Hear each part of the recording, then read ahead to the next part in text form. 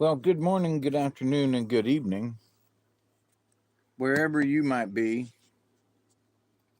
I'm your humble host, Mr. David Null, also known as Hawkeye Two Feathers. Sorry for the jiggle.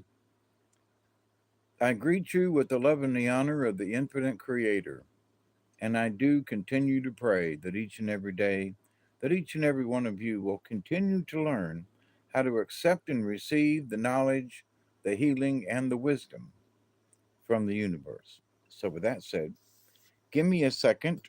Um, I'm trying to set up my cell phone where I don't have to hold it. And I have a new holder thing that I bought that came in today, but I have yet to learn how to,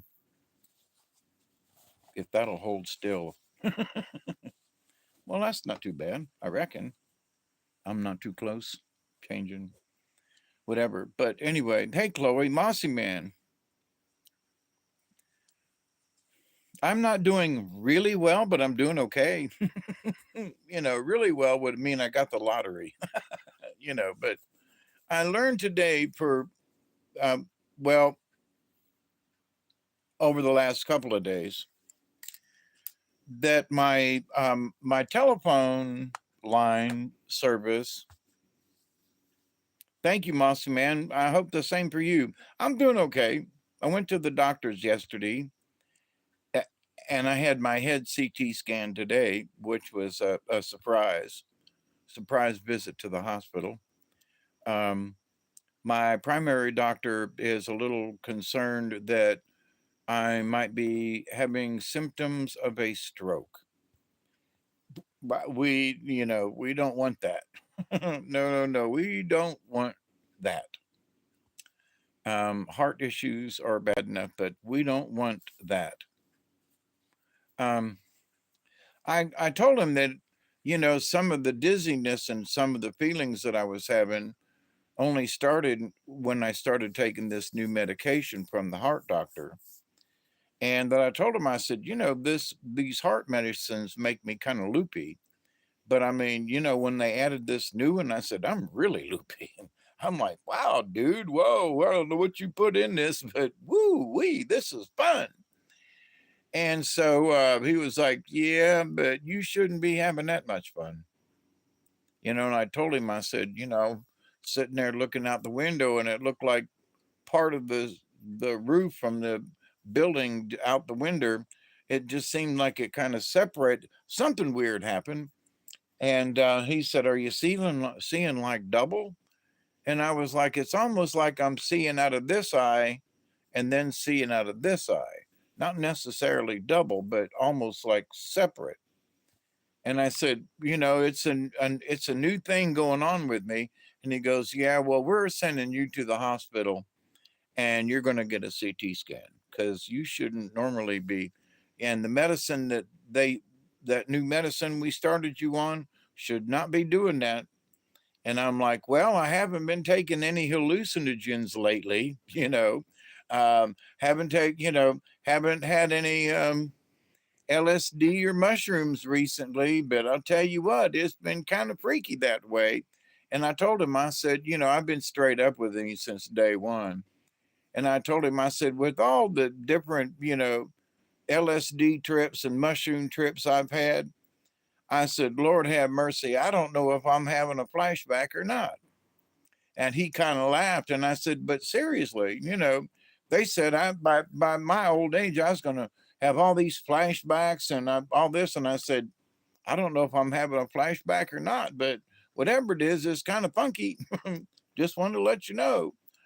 So, but I had my CT scan today. And I mean, once I got in there, it takes 5 minutes. It took longer to lay down and get comfortable than it did to do the CT scan. It's just absolutely some of the medical procedures these days are just wow, and others are like wow. But anyway, so and thank you for asking. I hope you all are doing well out there. Um, you just got to keep plugging as you go. Well, and the different people, that I've met over the last few days again, and being in the hospital and waving to people and chatting and blah blah blah and chatting with the nurses and people, and um, I sure am glad that I live down here in the South. I'm glad after all these years that I chose to be a pioneer and to stick it out down here in South Georgia. Because in the stores, the lady coming out, I wished I'd stopped and got her phone number or address or something now. She was as old as me, and we were chit chatting and talking it up. And right out into the parking lot carried the conversation. I thought, now that lady right there is somebody I'd like to get to know. And she might have been thinking the same thing, but I was too afraid to say anything.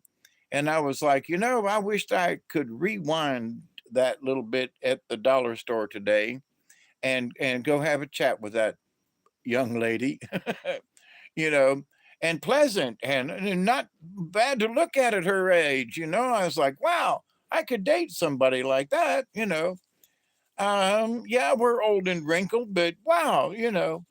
So but it was interesting when I got in the truck and Duggar was with me. I was like, I'm so proud to live down here in the South where people are actually friendly. There was a black man behind me and a white person here, and we were all interacting in the store. And everybody was, no, you go ahead of me. Well, are you sure? Yeah, you only got one item. Go ahead of me. And people were rearranging themselves in the line at the dollar store, to compensate or to cooperate with others, folks. Well, you only got a couple items. You go ahead of me. Whereas, like, well, thank you. And so just in general, I'm grateful for the people in South Georgia. I know I've talked about this before, and I have been to other places. I grew up in Tampa and all that, and I have been to other towns and traveled around. But I'm so grateful for the folks in South Georgia. They are genuinely nice and help each other. So I hope in your world you have some true South Georgia in your area, or you have some true people who are from the South, from the true South. The how y'all doing today? Can I help you? Kind of South, not this. The South shall rise again. South. Although I gotta say that premonitions of the South will rise again has sort of been happening in that Atlanta has become the new LA. There is so much filmmaking and stuff going on around Atlanta and up in North Georgia and different places close by that Atlanta has become the new LA. Folks don't want to go to the West Coast. Now they go to Atlanta. There's all kinds of movies that The Walking Dead are videoed up there in different places, and so and there have been some other movies and stuff that were made down here in South Georgia or Middle Georgia, but to the point we don't have the kind of mountains that they have out west. We don't have deserts here. If this little drought continues, though, it might start looking that way. But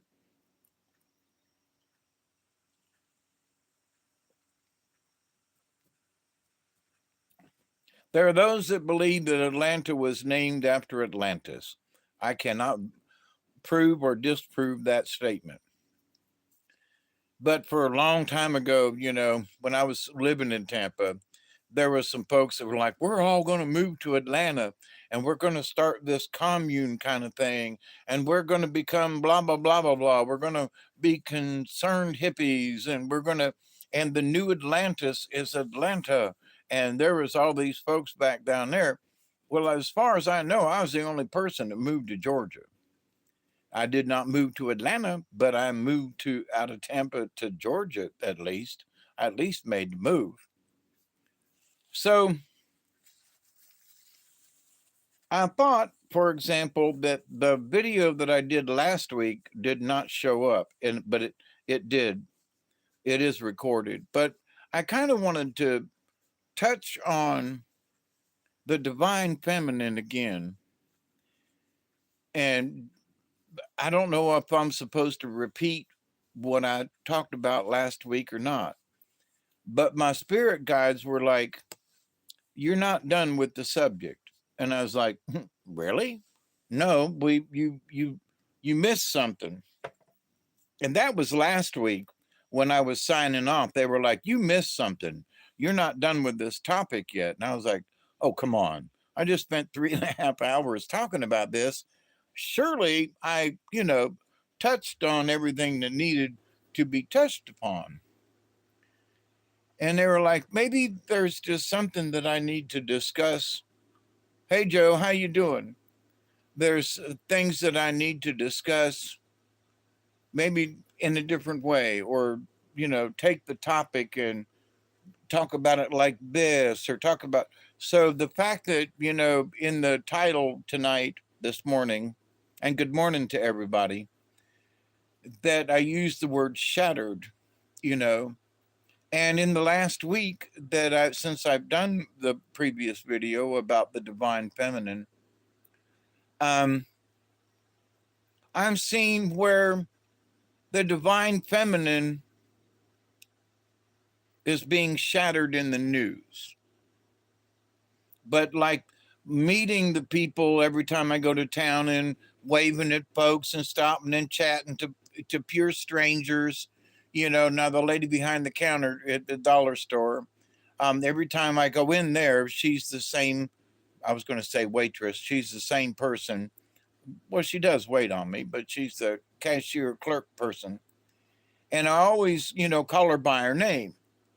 And thank you very much, appreciate it. And so, she knows me as I go in and out of the store.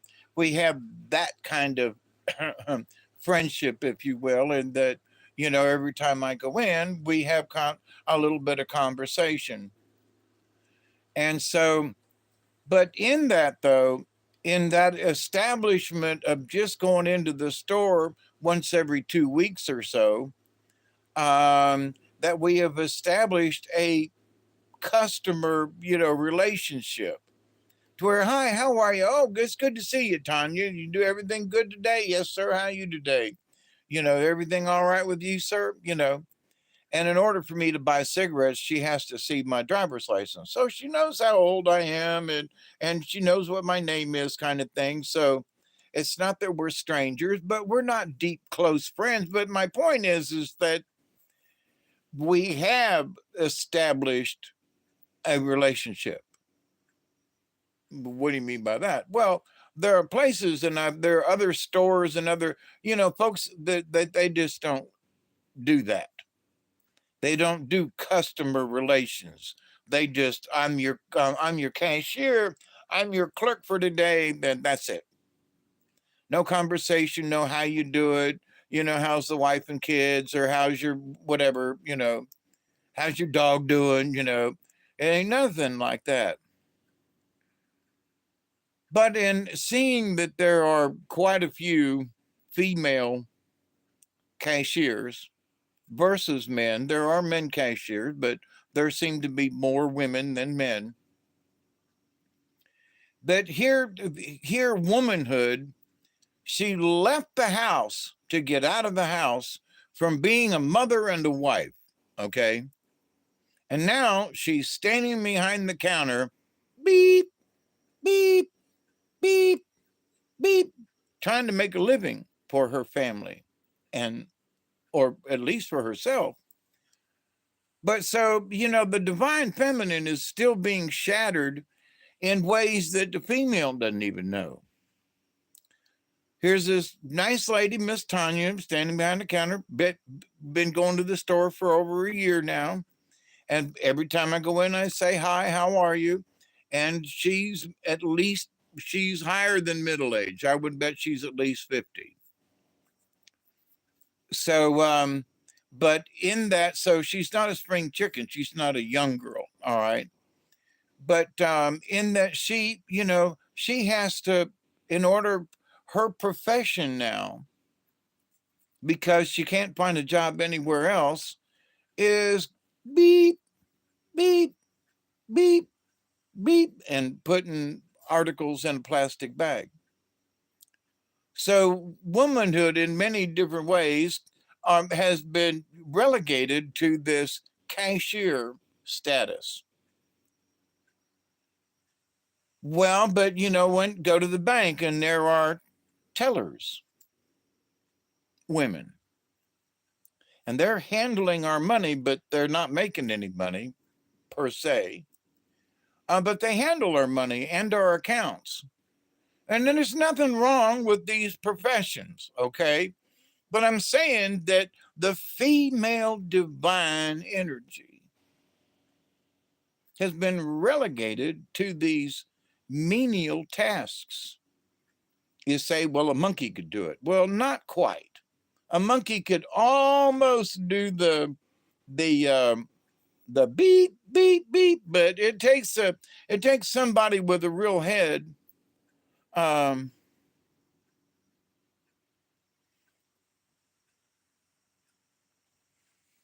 I stay puffing hard clouds herbally.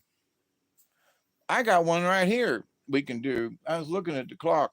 It's nowhere near a 20, but we can make one up. But so yeah, let's share one. How you doing?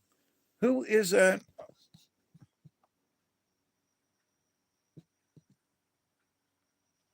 Aiden. How are you, Aiden? We forgot to mention how this collapse of the divine man woman has a huge effect on family dynamics. That's a very good point, Joe. But in discussing this, the divine feminine is now going beep, beep, beep.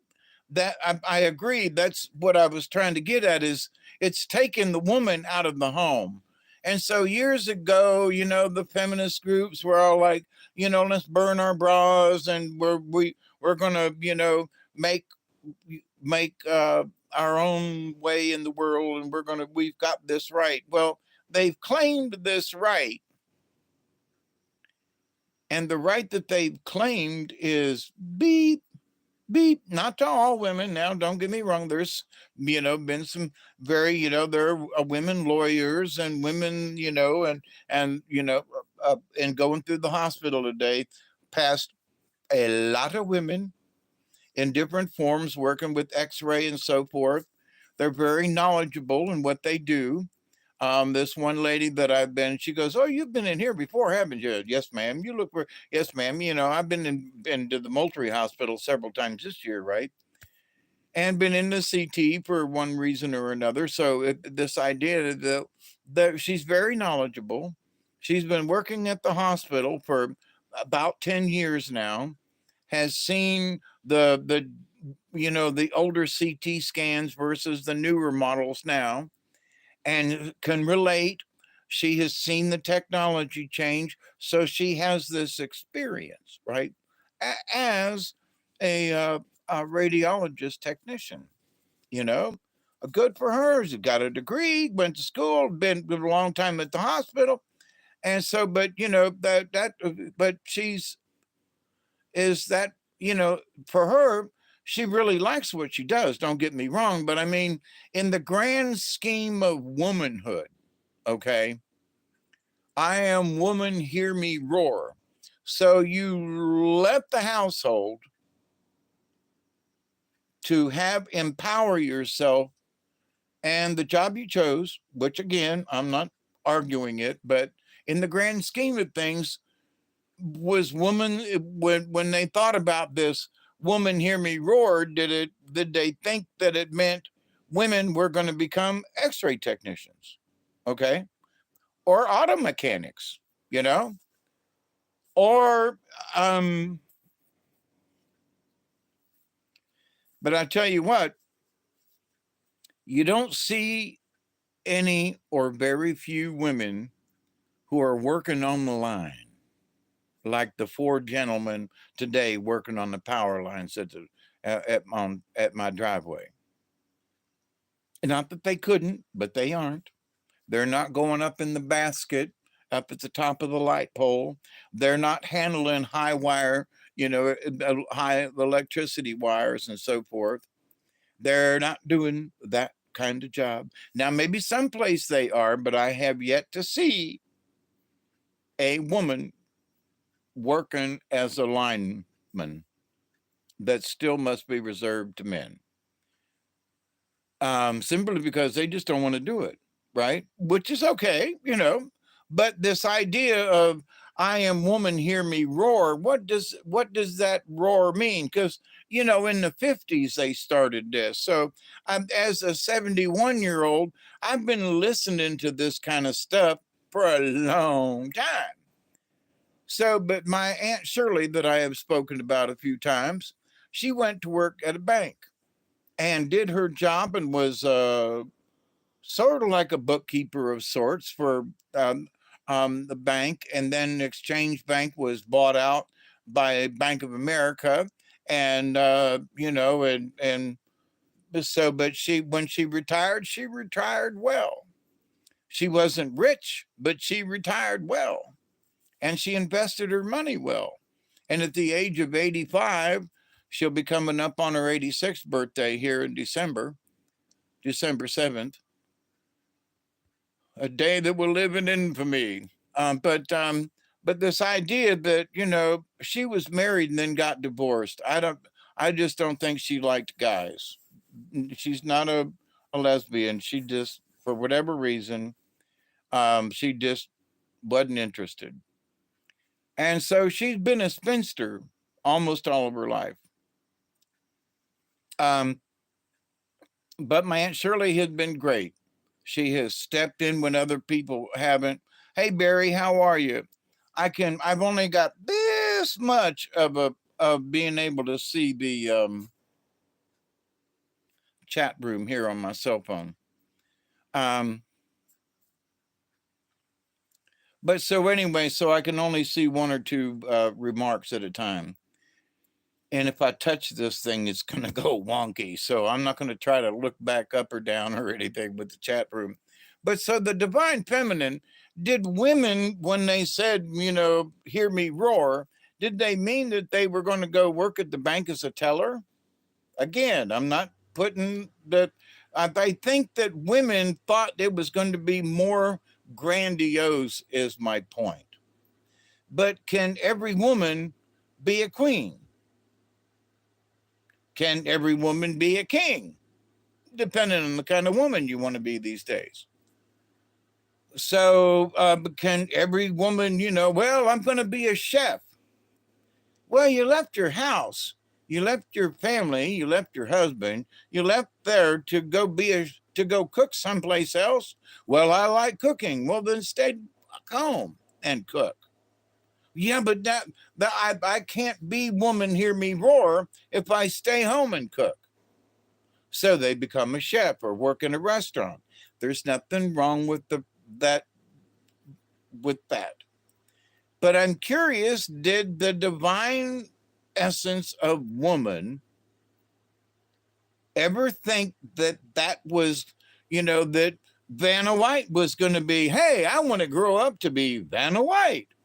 Vanna White, nice looking girl, for all these years, Wheel of Fortune, turned the bowels, but did Vanna say, "Hey, I'm woman, hear me roar. I'm going to become a bimbo sorry, but that's what they hired her for. I'm going to be a bimbo that turns the letters." What? Is that "I am woman, hear me roar"? Is that divine essence? Hey, Dead End, how are you?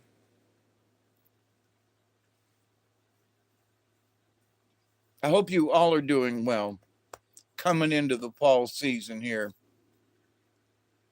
We're actually in the fall season, but the weather's changing and all. They're talking about heavy snowpacks up in Montana and Washington, eastern Washington. state. So y'all be careful out there. But so in the divine, so in this divine feminine, so that's what, it's been shattered in that I think that there were dreams of women in the 50s and 60s, who are a lot of them are dead now, but because they got old, but that, were their dreams ever really fulfilled?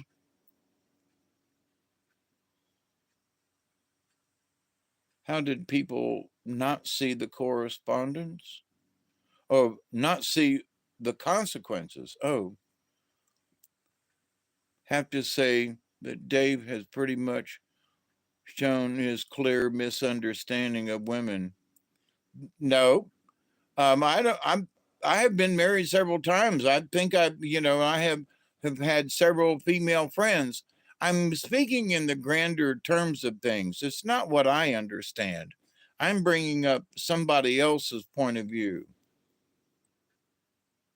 Shown his clear misunderstanding of women. I'm wondering, I think a lot of us have understood women, but I'm talking about it in a third person, like, did have I see the person that I met at the hospital today, in that I have met before in the radiology department. She's very good, been there for 10 years. She's very adept at her job. How could I misunderstand that? But I'm looking back at 1950s to when women said that they were going to come out of their shell and that they could be more than just a housewife. Well, okay, but some of these more than just a housewife have turned into women who their job is to just check at the checkout line. Joe says, I'm a man, I'll never understand women. I agree with that, Joe. Women don't understand women, but anyway, they don't understand each other a lot of times. But I'm not trying to make this about, do I understand women, yes or no. This ain't about that. It's about, did women get what they thought they were going to get by going to work outside the family? Did they get what they thought they were going to achieve? I'm going to get a job. I'm going to make my own money. I'm going to have my own career. Okay, good for you. I've supported many women in that and still do. But to the point of, did you get what you thought you were going to get by going outside the family? That's all. Did you get what you wanted? And my overall looking at things is, I think it fell short. And that what came with it falling short, because there are so women doing these menial tasks, like, at the checkout line, sorry, but it is a menial task, well, you have to know how to do this or that. Okay, but it's still a menial task. You're not running a corporation, are you? No, you're running a cash register. There's a difference there. And I'm telling you, I know several people who work behind cash registers, and I have worked behind a cash register myself. I know what it's like. So I'm not putting any of these people down. But did they achieve what they thought they were, or what they thought they would or could, you know? So some of these people that I've known went to work at the hospital as a maid, got a chance to go to school through the hospital, who paid part of their tuition, and they ended up, being technicians and, first rate technicians, teaching other students how to be lab technicians. I think, dude, you show misogynistic attitudes, and you are resentful of women. I'm glad you think that, dead end, because you are so oppositely polarized and wrong. But that's okay. It's your opinion. So just saying, I picked up in the MGTOW. I don't know what that is.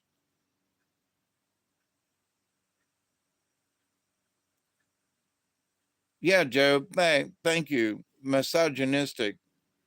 I support women in any way that I can. I support that lady today that was working behind the counter because I try to be kind to her every time I'm in there. And I try to, mitigate whatever, and interact with her in a friendly and a congenial way. Man, all the women that I meet, actually, even in um, the secretaries in the different departments at the hospital, for example. Um, there was a black man who I pretty much was sure that he was gay. And I mentioned something about pronouns because I kept calling that. He would say, "Well, have you filled out this?" Or yes. I kept going, "Yes, sir, no, sir." And then I got to thinking, he's got that gay in his voice. He's got that gay in his mannerisms. So every time I say, "Yes, sir," am I treating him respectfully, So I mentioned a little something around the edge kind of thing. And he just smiled and he said, "It's okay." I don't like toxic femininity. If that makes me mean, so be it. Oh, there are some women who are true bitches. Oh, my last wife, she literally was poisoning me. Literally, she was poisoning me. And was running from the law from the state of Texas, and there was a man in Texas who was in jail because of her, and they couldn't let him out, and it was nuts. So, and my ex-wife, holy mackerel, and she was trying to kill me, literally poisoning my food because I quit eating her food and I got better within the next day. But anyway, and I kept saying this food smells different.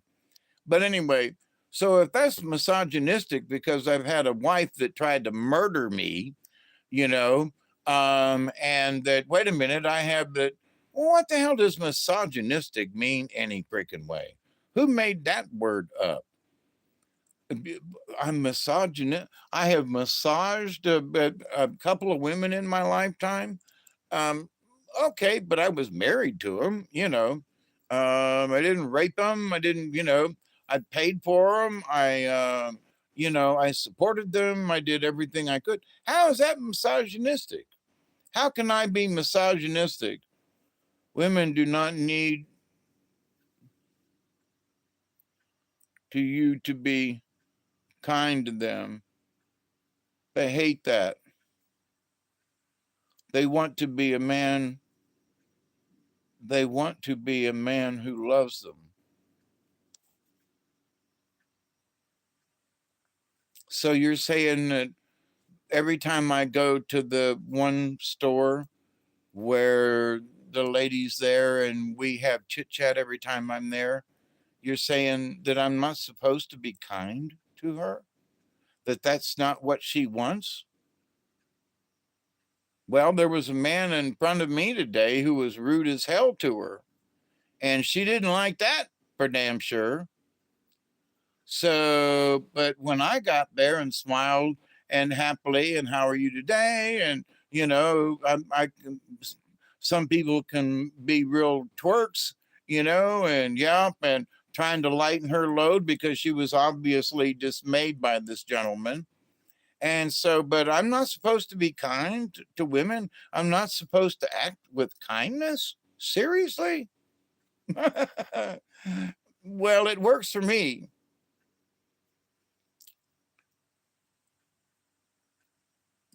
Women want to be a man. Hey, Mad, how are you? Mad, wait, where's my glasses at? Oh, well, they disappeared. But if you love someone, wouldn't you be kind to them? Exactly. That's kind of, thank you, Chloe. But anyway, to my point of divine feminine being shattered, the divine feminine to me was, Venus de Milo. It was, Venus de Milo, but I mean, it was the concept of the Greek vision of Venus, and the goddesses, okay, and that that they are divine and lovely and so forth, and of course the Greek goddesses, tried to kill a bunch of the guys, but with wars and things. No, women expect to be spoken to as you would anyone else. But I am kind to men also. So what's that got to do with it? I am kind to everyone that I meet. I don't treat women differently. Well, this lady this afternoon, I was really wanted her phone number so we could chit chat. But, I was trying to pick her ass up, but I think she was trying to pick me up too. So, but wait a minute. Is that the divine feminine? I mean, is that the whoa? That had I not spoken to her in a kind manner, which I speak to men that way too, but to me, because I feel that, a man should open a woman's door to the car. My last wife, I'd go around the truck and open her car door.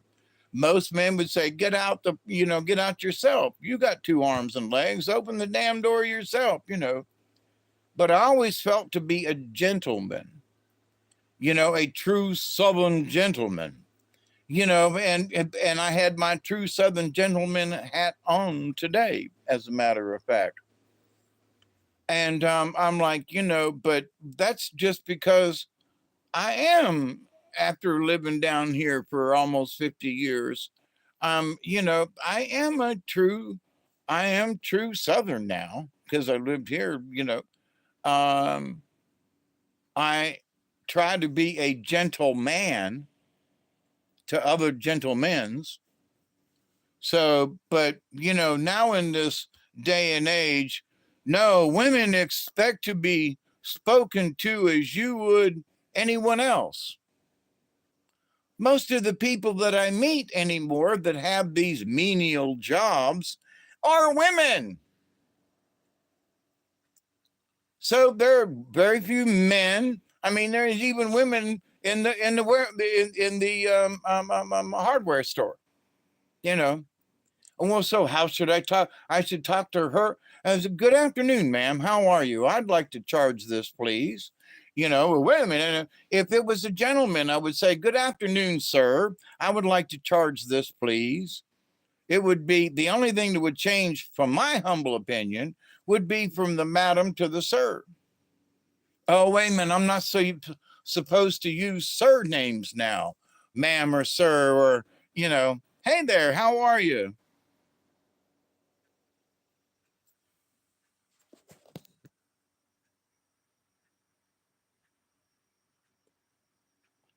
Antoinine Lyons?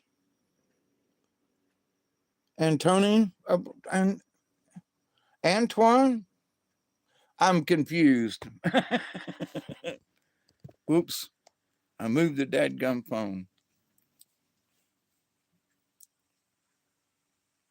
But see, back to Dead End's point, women just want to be treated like any other person. And that's what's wrong. That's how the divine feminine is, in my humble opinion, is being shattered and destroyed. Because men used to treat women differently.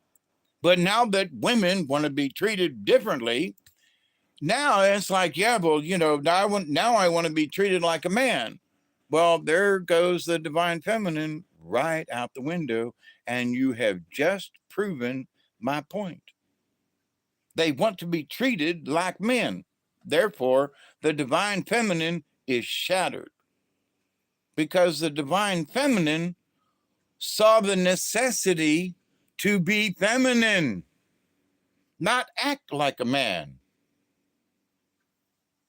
Thus, the divine feminine, which is shattered now, in my humble opinion. Well, look around. Who's doing what and this and that? Well, I am woman, hear me roar. Yeah, you're roaring like a man. And it's okay, but you want to be equal, okie dokie. But can you not be equal as a feminist, as a feminine person? Not as a feminist, but and that too, but more as a feminine person, you know? No 20-year-old wants to be called ma'am. Well, that lady today didn't seem to mind, but that's because I'm from the South.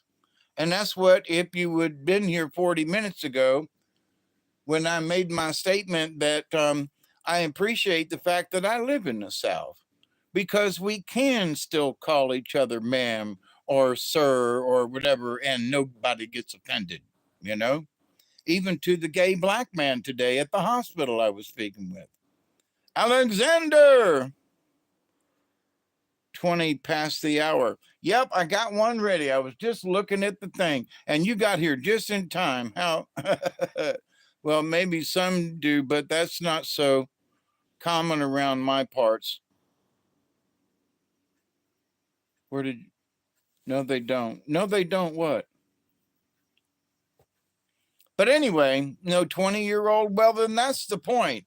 The 20-year-olds, men and women, they've got such a distorted way of looking at things, and their heads are messed up, sorry.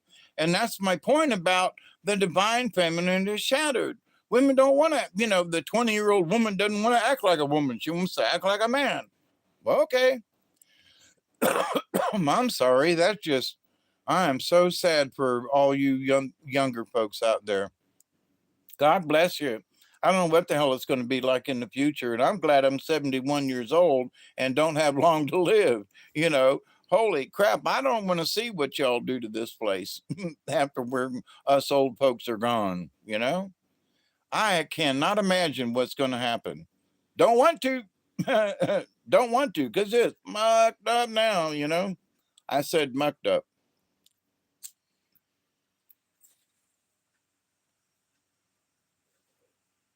Cheers. But I'm gonna pray for all of the above.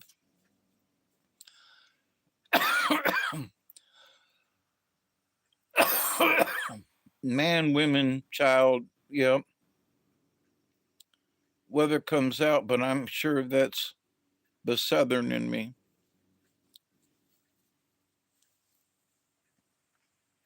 Well, I think more people need a little Southern in them, and they should come to the South and hang out just a little bit to try to get the feel of it. There are Northerners who they're damn carpetbaggers is what they are.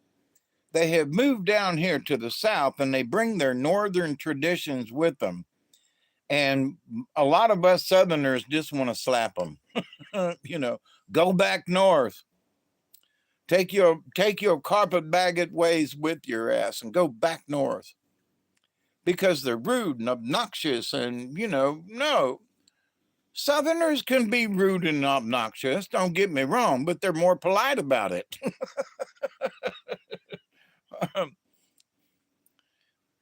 Oh my God, that dress looks so baggy on her. But God bless her heart. Bless her heart. Bless her heart. She's got a reason for that. And Millie, she can't afford to, bless her heart. So, Chloe, it's good to be Southern.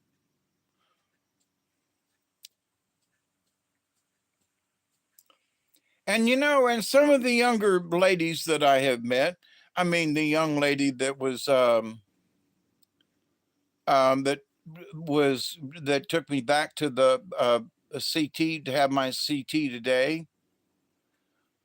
I said, bless her heart. That's how they get around.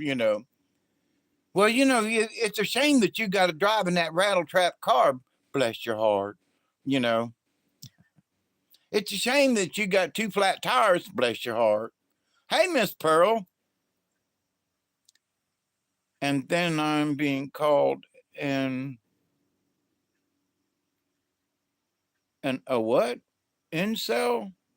Because I hold certain relationship rules. Rules. You know, we all need some rules or guidelines at least, right?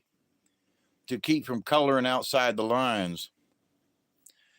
Yeah, Miss Pearl, I was thinking about you today. Well, while I was sitting in radiology, I was wonder how Miss Pearl's doing, because you just moved into that place and everything.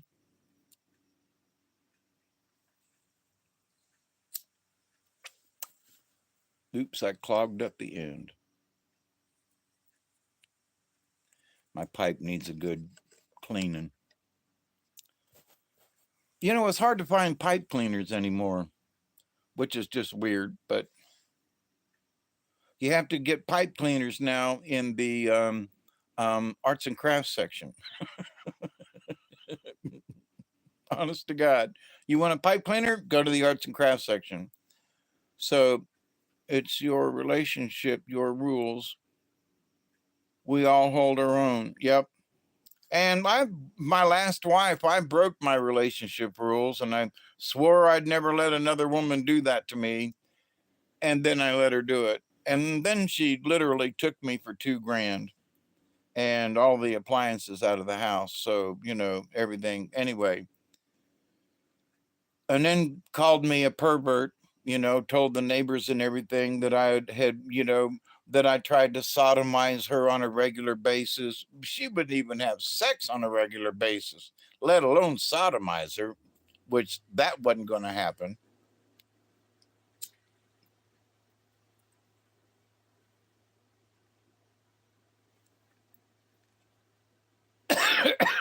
But she liked to look at dead people's bodies all torn up and stuff.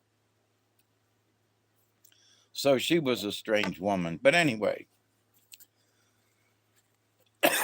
man, I swore I would never do that again, but I did.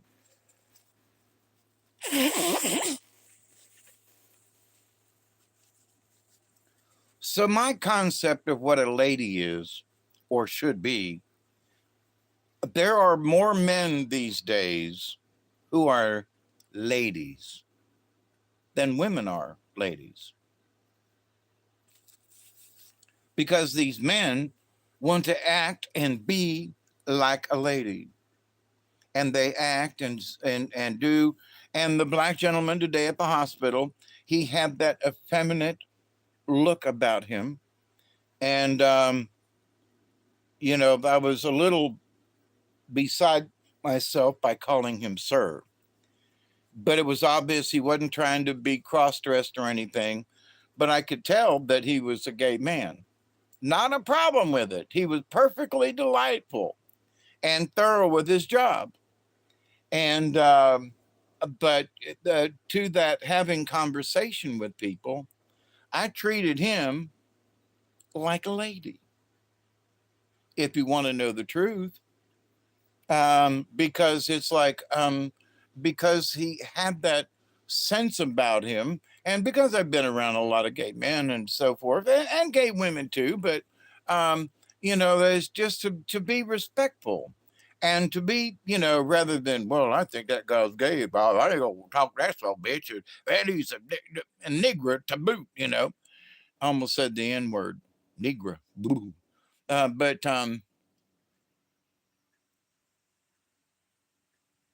which has always bothered me. Why is it skin color that keeps you from saying the N word? Because Dave Chappelle and all them say it all the time. But because I'm white, I can't say that word. Just saying. Not that I want to, but you know, in like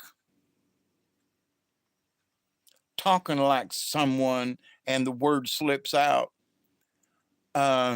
my Negro, you know, or what the white boys say, and then the black boys say, my nig, you know. Okay, but anyway, so it's because your skin is a different color mode. So is the thing that if you are a true man and you show it, then you're misogynistic. You don't know how to speak to women. You have no right to treat women like this. Well, wait a minute. If I'm a true guy, then I want to open the door for you. I would like to, escort you if we're going somewhere. If you are a lady, you can put your arm through mine and maybe even hold hands, you know. And who's that down there? Mad. Hey, Mad, what you doing? Um, I would like my woman to what? Good for me. I know being healthy is important, but then is it too extreme for me to want my wife to look beautiful? It would depend on that, Joe. Meaning that, with some women don't need much to look beautiful. There is that natural beauty. Now she's got to stand in front of the mirror and put on pancake makeup to make herself beautiful, because there are women who think that way. Oh, I dated a woman who I was like, look, you have so much natural beauty. Why are you covering it up with all this shit? You know, and she looked like a Barbie doll, some kind of Cupid doll, when she was done. And it was because of the men she was around. Her grandfather was like, "You've got to you got to put on your makeup, and you have to sit a certain way, and we're prim and proper." And so she didn't think she was beautiful unless she had layers of makeup on. She was an absolutely gorgeous woman without all that crap.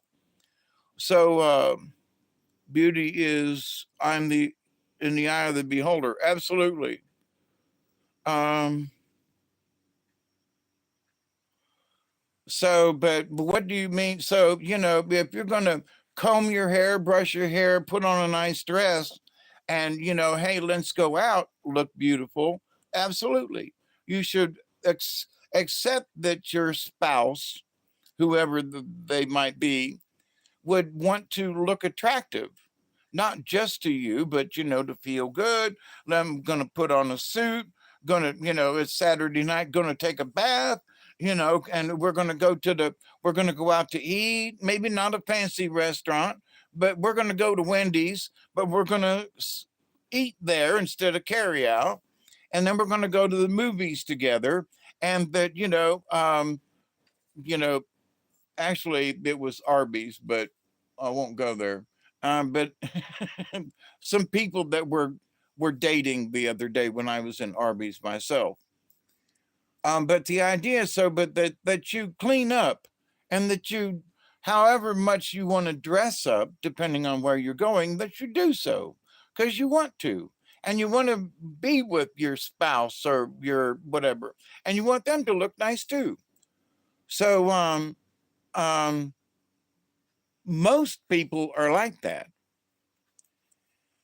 Some people are overboard at both ends. Like, well, I got this pair of jeans on and I got a clean t-shirt. Well, honey, that is not what I'm talking about.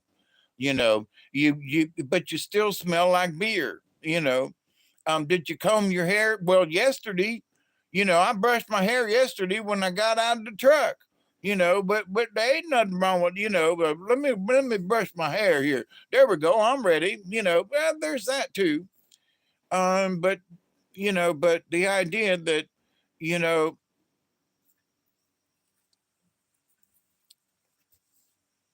to the divine feminine argument, meaning that I wished more women were more feminine, truly, like the old days.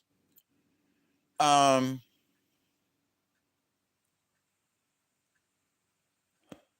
and not so much you know, if I wanted to date a guy, I'd just go get one of my buddies and we'd go do something together. We might not get married, but we hang out all the time. We don't need to get married. Old Joe, well, not you, Joe, but another old Joe I know. The old Joe come by the house. Yeah. Hey, Joe, how you doing? Come on in, brother Dave. We're going down to the river. Yeah, let's go, Joe. And off we go. And see, we can laugh and talk and chit chat about shit, and we can communicate, and we can commiserate, and we can actually cry in front of each other if we need to about stuff. And we, even though we're manly, we can show our feminine sides. So what the hell do I need to be married for? Because I got my buddy, old Joe. Screw it. Women, you ain't got a chance. Old Joe, do it. Mostly. There is that, sex thing, but anymore, it doesn't seem like, only weird stuff's going on anyway. So just go have sex with yourself and be done with it. But if I want to go have a relationship, me and Joe's got to we're getting along just fine. What? Hang on. Wait a minute now. No, hell, I don't need a woman. I don't need a divine feminine in my life. Hell no. I just watch some porn and do it myself. Well, but, wait a minute. So the man woman relationship from the true divine feminine, the honest to God, I don't want you to treat me like a man. I don't want you to treat me like anyone else, because I am a woman. I am a divine feminine female. Now that don't mean that she's going to be a diva about it, but that she is a woman. She can do manly things if she chooses, but she is a woman and enjoys being a woman, but doesn't see the necessity to have to act like a man in any way to get what she needs. Now, in the people I met in the 60s, teachers and workers and people and so forth, folks you looked up to, there were these women, and they had roles in life. They were Cub Scout troop mothers, and they were these, but they were very strong in their feminine, but they still did things. They still did sort of manly type things, and that they organized groups and carried through on things and did things, and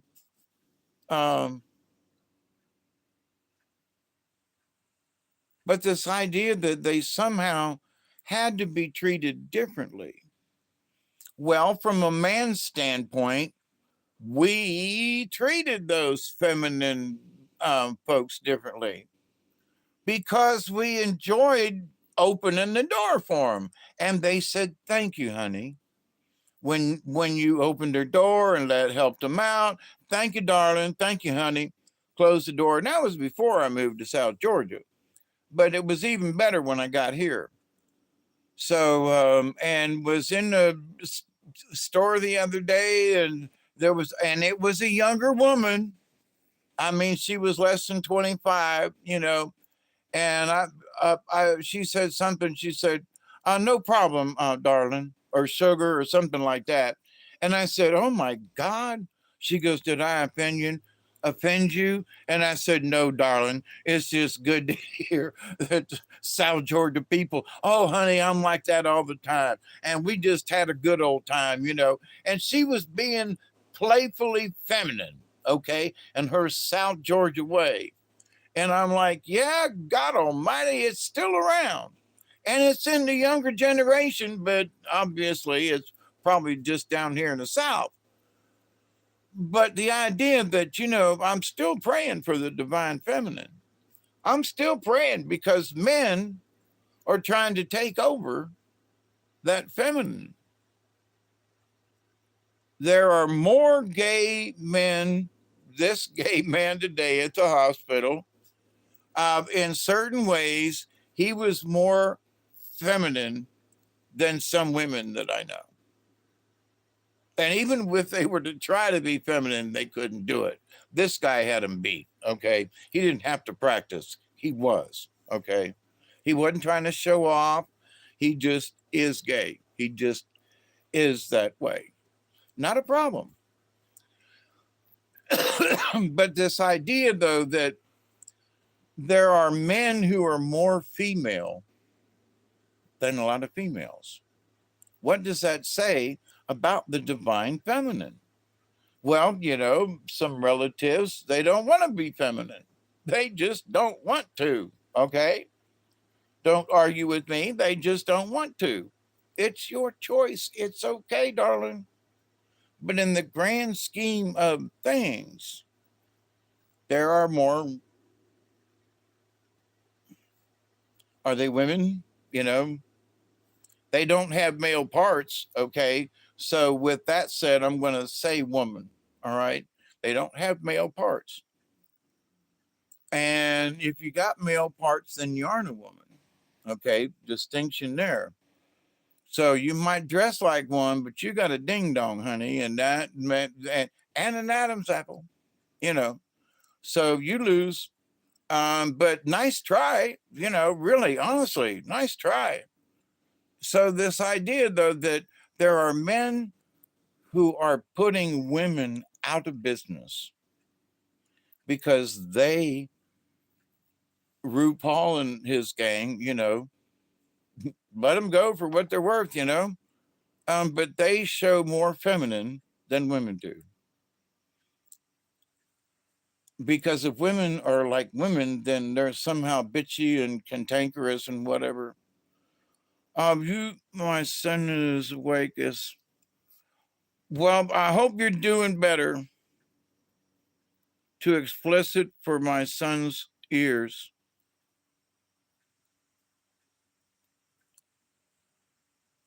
Understood, Pearl. Well, give you some cosmic hugs and hope you're doing well. I send prayers to you all the time. I just hope they get there. I'm never married or dated, but that's okay. Alexander.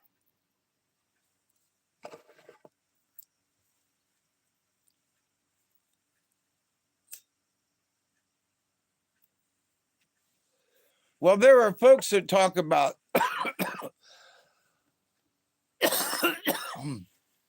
the divine feminine. I'm all for it, okay? I stand behind it. But in the world of things, and when you look around at how things are changing with the transvestites and this and that and the other thing, I see this idea.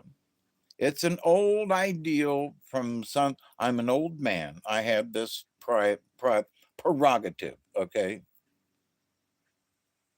That I remember when women were women, mostly, you know, and supported the gay women back then, as I still do now. But the idea, though, that, that the women who wanted to be women were kind of cheated in that, what, you want to stay home? You want to be a stay at home mom? They were chastised for that. And in doing so, over the years, the quote, the divine feminine, the what's wrong with being a stay at home mom? Nothing. If your husband can support you and everything, there's nothing wrong with it. Bessie and Arnie did it all of their bunches of years that they were married. Seen other people do it. My friend, my friends, now she did go to work after their kids were older, but that she, did a lot of stay at home mom stuff. And she even helps out with her grandchildren now, great grandchildren, actually. And so, and at 68 years old, she's running around trying to be a mom, I mean, but so there are those women who are dedicated, I would say, to be women. She likes being a grandmother. She likes doing certain things for here. I'll do your laundry for you, or here, let me take care of that for you. and kind of sort of motherly in that. And I respect that very highly in Miss Rhonda. I do. And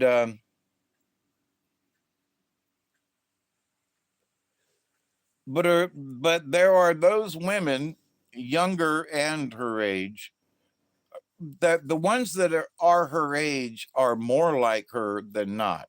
Okay.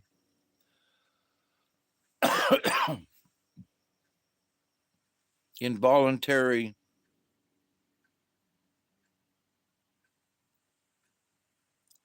involuntary celibate is a mean term for people who can't understand how to romance women. I tried 5 times at marriage and failed every time, you know. Um, so obviously, you know, but I kept trying. You know, I mean, this afternoon with that lady at the dollar store, I hope I bump into her again. You know, I might even go up there and hang around, wait on her to come back. You know, that's sort of sad. But she was just an interesting lady, standing there talking in line and joking around with her. And I was like, damn. And she went out to the parking lot after me and kept the joke going, you know, which was what kind of floored me, that we had this joke going on across the parking lot, you know. So, but anyway, so there are women who are still, in my opinion, that they're still women, you know, and they have held down jobs and they have had families, but they still have this divine feminine in them. There's just something about them. And like this lady this evening, you know, there was something about her. And even in her probably 65 or 70 years, there was a sexiness about her. You know, I mean, there was just something. I was like, dang, you know, I would just noticed it right away, you know. But to that point, you know, I still don't know how to approach a woman or what to say. um but I'm polite to all of them, whether they want me to be or not, you know. Alexander, I think you will run into her again. I have a strange feeling that I might, actually, you know. And after, you know, after her coming out to the parking lot and continuing the joke, I was like, I should have walked back over to her car and kept the conversation going.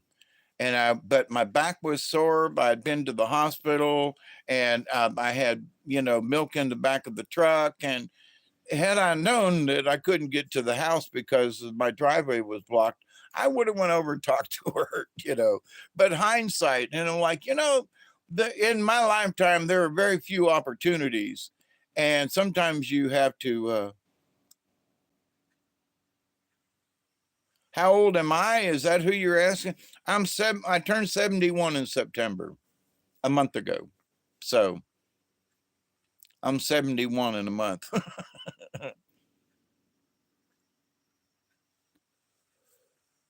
But folks tell me that I look much younger, and I do appreciate that. I wish I felt younger sometimes. But I've had 2 heart attacks within a year of each other. The recent one was in August. We had that under control with medicines and so forth.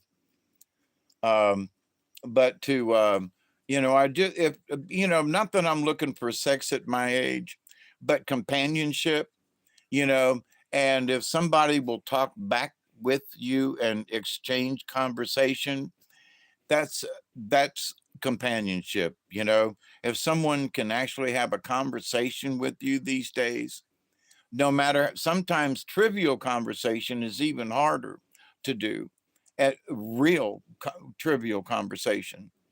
And so, you know, and it's like, wow, you know, this person can actually communicate on sort of a sub level, you know, subconscious level here by having this, wow, you know, this electronically stimulating.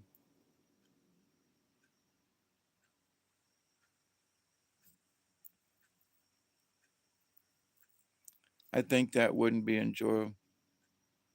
What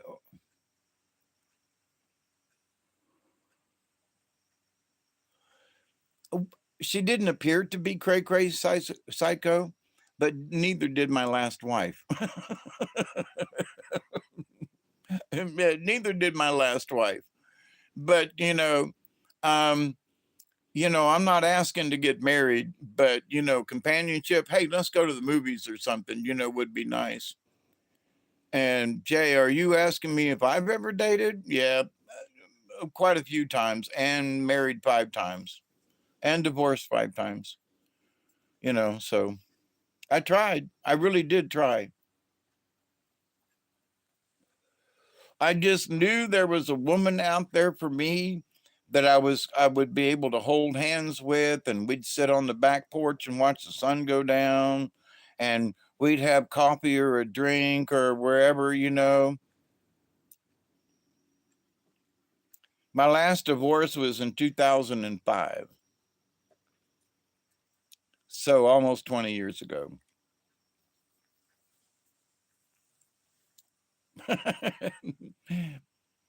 It's but so I just thought I would have a companion, and it didn't work out that way. And I tried for years to make it happen, and I wasted a lot of time and energy. I really did, a lot of time and energy trying to find that woman who would even halfway you know be a companion with me. Nope. Tried the dating service thing, tried the all this. Nope, none of it worked.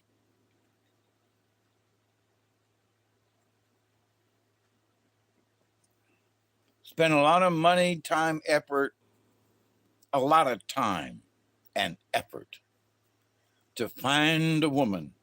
And you know, I had to accept that it just wasn't destined for me to be that, to have been married 40 years kind of thing.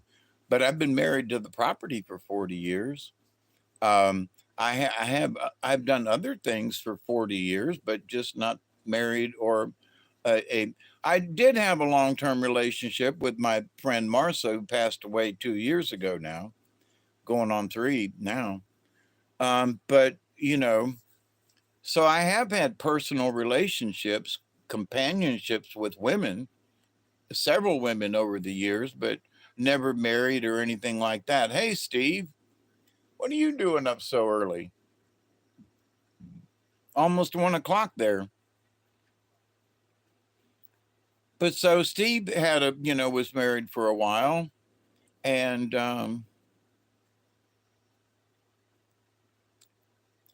so there are those of us who have been married, some good, some bad marriages, but that we've tried to have relationships, and one way or the other, they did work, or they worked up to a point, or so. But in the divine feminine that I think is being shattered is because of all these different ways, guys who are on the women's swim teams, um, guys who are lifting weights on and as women competitors. That's just wrong. I mean, it's bad enough swimming, but men are obviously stronger than women. So a guy can't get it in men's sport, so he drops into a female sport and gets away with it. That's just wrong. It's just wrong. Oh, but what about the transvestites? What about them? What about the women? Yeah, but what about the transgender role people? What about them? Put them in their own class. I don't care if they compete, but no, you can't put these. No, it's wrong. It's just wrong. And we need to say it's wrong, you know, and because that's where the divine feminine is being shattered, and women are allowing it to happen. No, stand up and say no. There are men who will stand up with you if you allow us to. And so I'm standing up for you. Stop this nonsense. No, I wish to see the divine feminine get reestablished. This is supposed to be coming out of the Yuga cycle. We're coming up across the midplane of the galaxy. So we're coming up and we're supposed to be in the dawning of the age of Aquarius, which is supposed to be this difference and this, and coming out of a drudge, a sludge. So let it shine, babies. But, to have your divine feminine shattered into so many fragments that you don't know what feminine means anymore. When a guy can have a baby, you have destroyed. There's a woman who feels like a man and identifies as a man who now says, I am a man, but I can have babies because she has female parts. But nope, I'm a man. Okay, you're not. I'm sorry, you have female parts because I'm a man and there ain't no place a baby's gonna come out of me. Not unless they invent someplace. So, but this idea, and that's not gonna change. Whatever they think in their brains, biologically, that's not gonna change. Okay. However, you're born. Whatever you think after you're born, totally, obviously different discussion. But women who are born with vaginas are now they're not women anymore. They're vaginal receptacles. They're breastfeeders. No, I want them to be women. I don't want to exploit them. They can exploit themselves if they want to, but no, I don't want to exploit them. But like somebody said, um, to my female friends when we'd go out, Marcia would always dress up, and we weren't dating per se. We dated as friends in that we're going out together, but we weren't romantically involved in any way. And we were that way for 20 years, or actually more than that. But once I got my divorce, Marcia and I started hanging out more, and we'd get together 2 or 3 times a week, and we sort of lived in the same neighborhood, and I'd stop by her house, and we'd known each other for all these years. Cameron? Cameron, yes. Hi, how are you? But anyway, so there were times, when people thought that we were husband and wife team, and we were like, no, sorry, but we've just been friends for a long time, and that's the truth. And I miss her company. I miss the craziness. I miss, going off on a tangent somewhere and going on a trip at the spur of the moment, to go to the ocean or something, and for a half an hour and drive home in the middle of the night. I miss those kinds of things with my friend Marcia. Um, and as Robert V and I were talking about tonight, we've lost a lot of friends over the last few years. Isby, he'd come up here twice to visit me and swore we were going to go kayaking, and he passed away before we could get her done. But he's still in my brain, and I still wish, I haven't been kayaking myself since my back surgery, but I'm ready to go put in the water somewhere. And when I go, I'm going to go, and Isby's going to be on my mind. He's going to go kayaking with me, just in a spiritual sense now. But so for me, I take my friends with me when I go do these things. So, and in my brain, I'm going to take the divine feminine with me, because my way of thinking is that this is how women should be treated. They may think otherwise, but as a man, still, I'm still going to treat the feminine side with feminine dignity. I'm going to open your door. I'm going to be more polite to you than a man. I'm not going to be disrespectful to men, but you're a lady. You're a woman in my eyes, and I'm going to give you that little extra bit of kindness, whether it's in my voice or something. Um, I'm going to treat you more as the divine feminine. And to the point that gay man today at the hospital, I sort of treated him with the divine feminine because of his actions and what I could hear in his voice. But anyway, so an interesting day today. It was an interesting day yesterday going to the doctor and going through my meds and everything and picking up some more meds. And, oh, you know. But still here, still living, and I'm proud to, still be standing.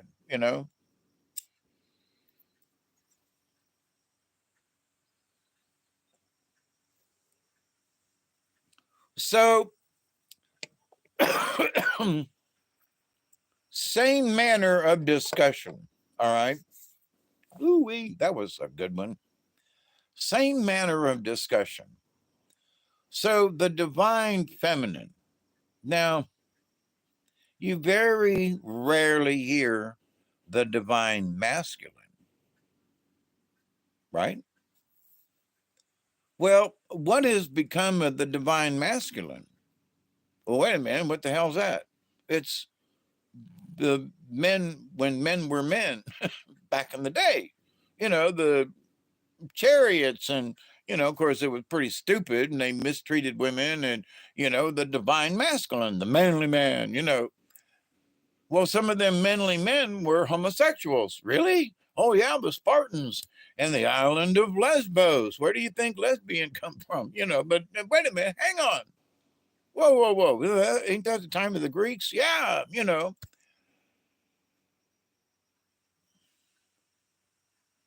What time is it? I can't see that clock.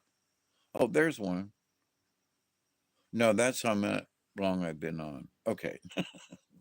Um, my cell phone's sitting here. I still can't get the computer to work. It still says that there are two cameras operating. It still says that there are other applications running when there's not. And I'm going to wipe this computer out and start all over. So I've tried everything. It's obviously not YouTube or one of these other programs. It seems to be a Windows issue. But in the meantime, I'm going to continue learning how to use the cell phone. But anyway, so with that said, because in my humble opinion, the divine woman attitude, energy is being shattered, has been shattered now for quite a few years now. It's just getting worse. That so has the the divine male.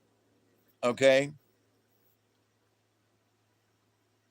What do you mean, Dave? Well, what I mean is the guy that wants to have a family, the guy that wants to have a wife who wants to be a mother, a stay-at-home mom and take care of the kids and do it. Now she could have a stay-at-home job, and if she wants to be, involved or whatever, oh, okay, I'm not. But she still wants to be a mother, okay, which involves the divine feminine, okay, in my humble opinion, because I know someone who is a woman who prescribes to be a woman who treats her daughter like shit.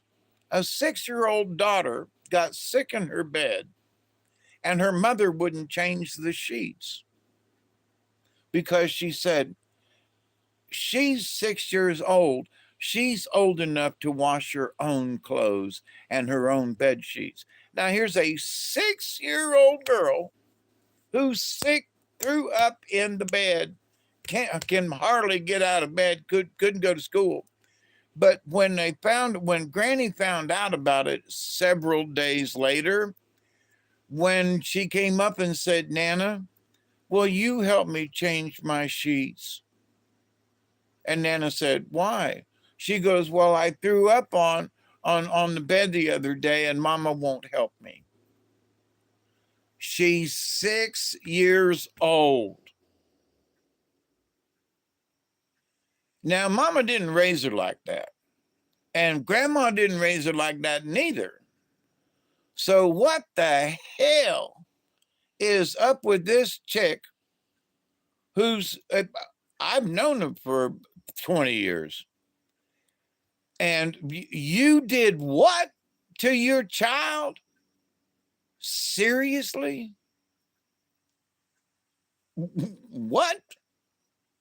Nuh-uh. Well, she's just didn't even, she's 6 years old. She's big enough to do it herself. She's sick. She was sick. Whether or not she's 6 years old or not, or whether or not she's big enough to do it, she was sick. You couldn't understand. So why am I bringing this up? Because, and Nana and I discussed this, she doesn't have any motherly instinct to her daughter.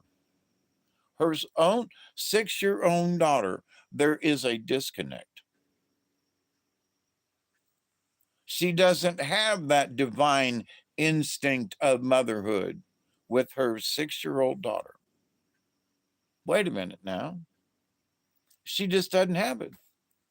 Because she's involved and she's a driver and a this and a that, even though she's married to a man, and even though she likes to play dress up once in a while, she's not too much of a feminist in that respect.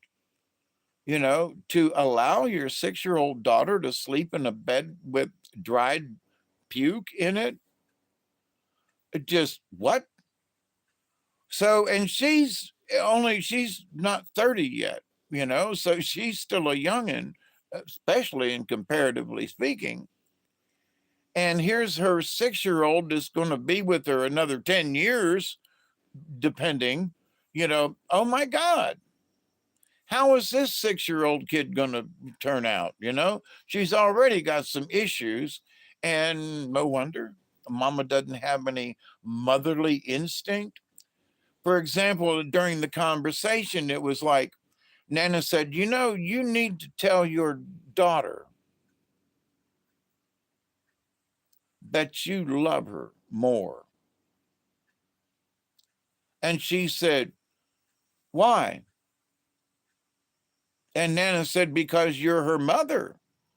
You should tell your daughter that you love her. And she goes, well, she should tell me first. What? A 6-year-old daughter has the responsibility to go to her mother first, and say, I love you. And it's not the responsibility of the mother, in her opinion, to show that kind of affection to her daughter, unless her daughter asks. WTF, okay? WTF. What is wrong with this 25-year-old woman? WTF. Where is the divine feminine? See, that's my point. It's being shattered. So here's this and I knew her as she was growing up, you know, when she was about 10 or 11 or 12 or whatever. Mr. Dave would go over and visit Nana and them, you know, and she was living with Nana at the time. And, you know, and so they grew up with me, and I used to tell them stories and all the, and to see how this girl turned out, when Nana was always taking care of her, when Nana was always looking out for her best interest. And even though Nana was her grandmother and not her mother, Nana always told her how much she loved her. Same thing with me. We'd sit on the couch and we'd sit and kind of hold hands, and she'd put her head on my shoulder because I was Uncle Dave, and, you know, and we'd talk and things and stuff. And I've always told her that I loved her. And Nana, you know, there, and so, but this thing that, because we wanted her because her parents were, messed up and she wasn't living with them, that we wanted to make, not necessarily overcompensate, but we wanted to make sure that she got enough compensation with us telling her how much we loved her. And we did, and we weren't trying to make it up. We genuinely and honest about it. And on my part, it was nothing creepy. So she got to trust Mr. Dave, Uncle Dave. And, to this day, it's like she still has that thing. But if I get to see her anytime soon, I'm going to lay it out to her about her daughter, because we didn't treat her that way when she was growing up. But she's in the new feminist role. Okay. The new feminist role, whatever that is, but it's shattered in comparison to way Nana brought her up. The way I say we did, because it was I'd visit, at least once a month, and and spend the weekend. We'd hang out and stuff. So, Uncle Dave, yeah, but we'd hang out and truly hang out and talk and chat and interact, not just play video games or something. No, we actually did stuff. So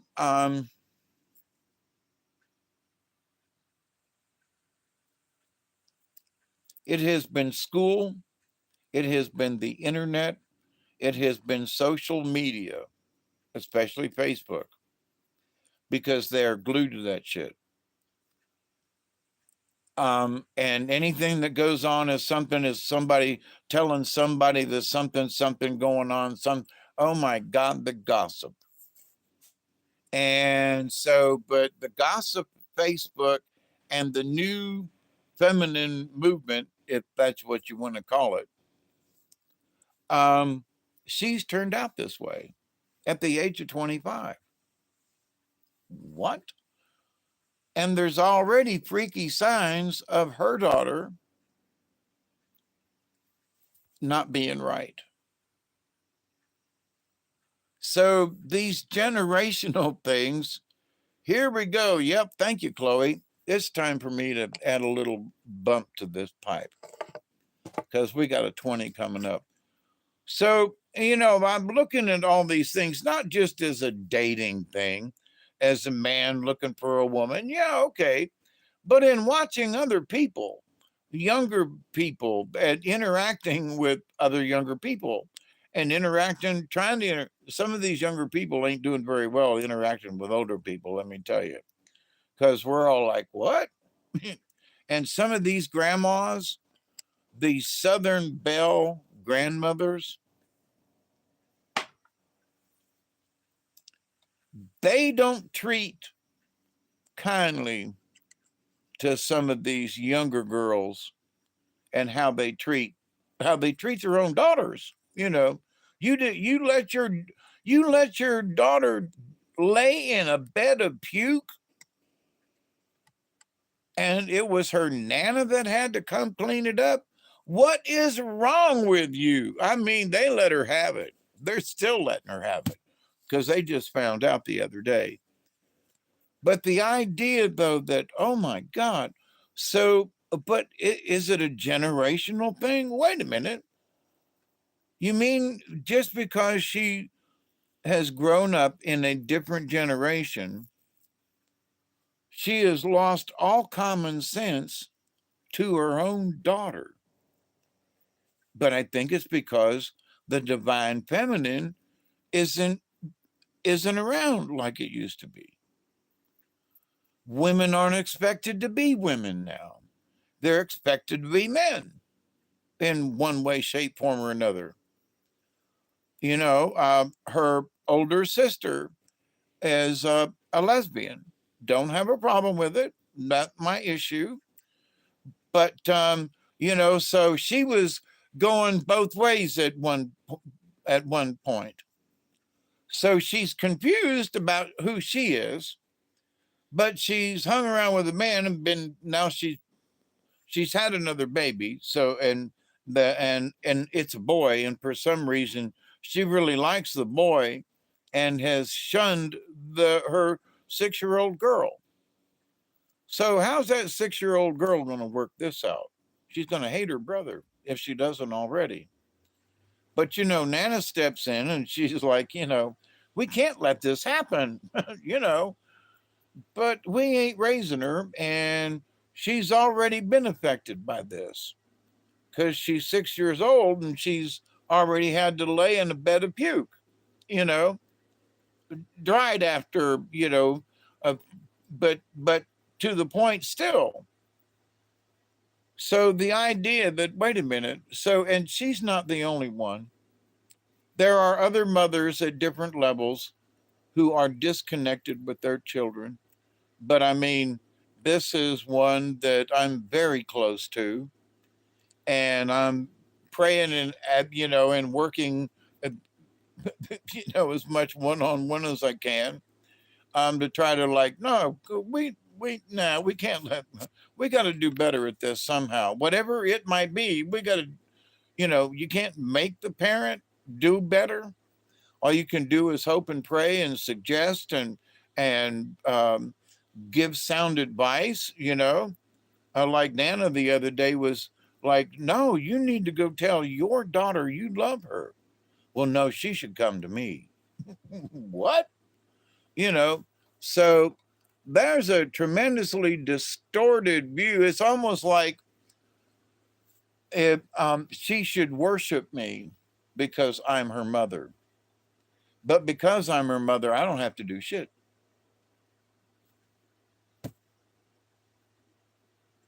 What? So there's a big difference in things. There absolutely is.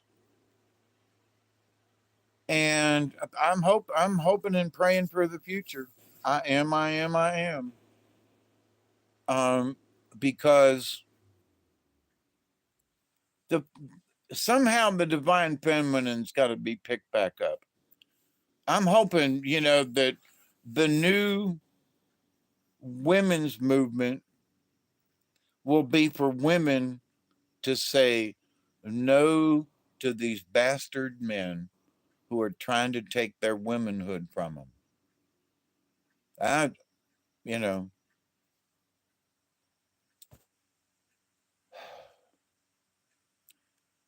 guys are trying to steal womanhood. They're trying to control everything, right?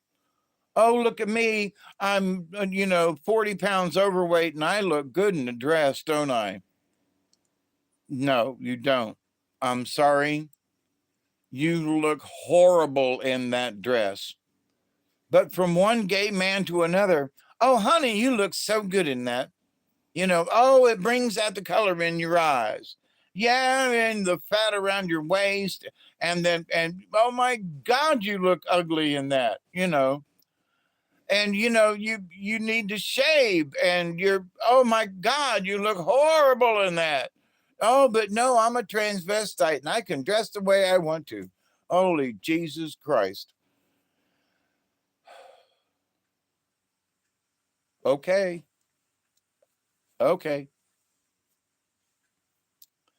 But I don't have to like it. And as much as you want to make me like it, nah. And I'm not going to tell you you look good in that dress neither. you know, you ain't don't come to me for a compliment, because I might tell you the truth. Honestly, honey, tell me how I look. You look fat, and your legs need shaved. No, you're a hairy, overweight son bitch in a dress. No. Um, and I don't care what you call yourself, you're an overweight man in a dress. Period. You know, you're not feminine. Now, to those, uh, Jamesy, Kenny, what is this guy on about? I'm on about divine feminine energy, true women being women. and that energy is being shattered. And there are all different kinds of ways that it's being shattered. And so, but a man dressed it, because he says that he is, an alternative, you know, that he can be the divine feminine because he put on a dress. You follow me? Oh, I put on a dress. I'm not a gay man. I'm a transvestite, but I put on a dress and I look so good as a female. And oh, look at me, and ain't I cute? No, you're not. You're overweight, fat man in a dress. Let's keep it what it is. You're not divine feminine. No. But with that said, and I've stated this before, I have met some gay men who look really good in drag. I mean, really good in drag. And you would swear that they was women. And to be treated as such. And as such, I treated them as women, okay? And was polite to them. But this just because I put on a dress, I'm the effeminate divine. Oh, no, you're not. You're a fat, overweight man in a dress. Let's say it like it is. You know, you want to dress up, okay? You have that right. I'm not denying you that, but you're not divine feminine. Nope.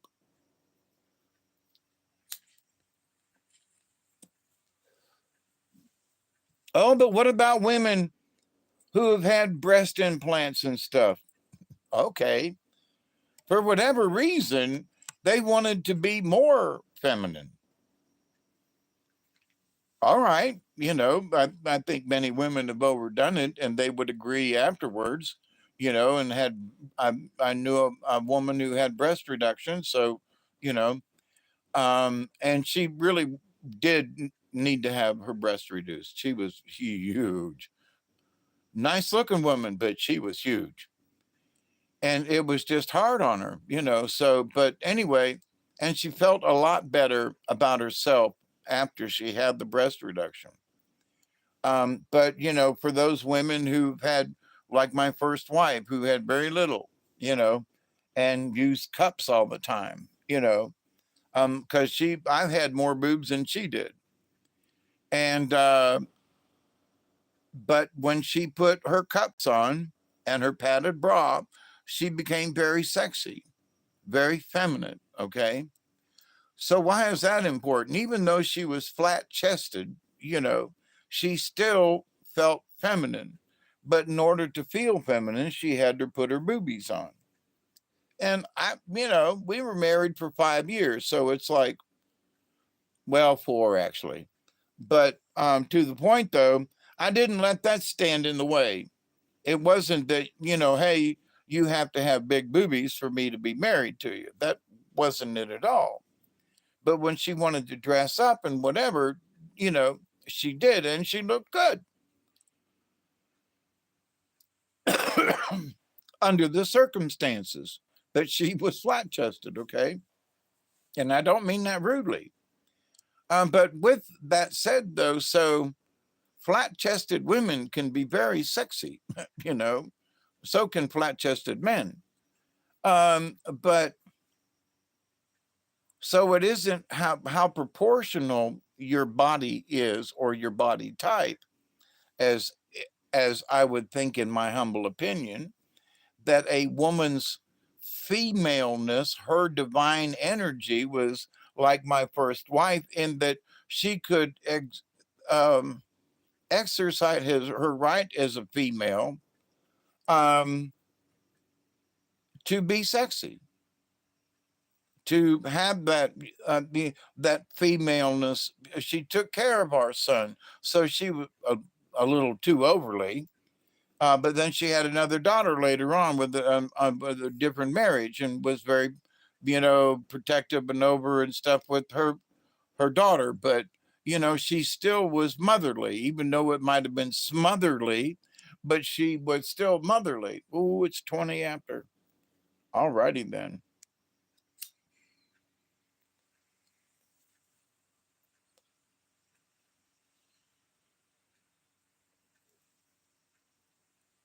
And she had a job and she worked out. It wasn't like she was the stay-at-home mom, but she was a mom at home, okay? Even though she worked a job.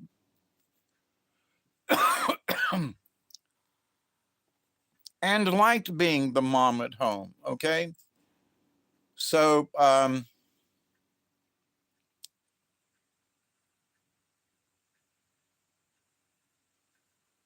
having interacted with these people in my lifetime, Deramsk, how you doing? Good quality. I'm using my cell phone, by the way, Deramsk, to bring you up to date. So, in having known and interacted with all these different women and so forth at different states, you know, some of these folks are still alive, some of them aren't, some of them have passed on. But the idea, though, that, I have known some folks who you wouldn't have expected to have been like, uh, you would have thought that they would have been more of the treat me like a man situation versus that they actually liked being treated as a woman. Open the door for her. Oh, really? Oh my God. He opened the door for me. Swoon, just unbelievable.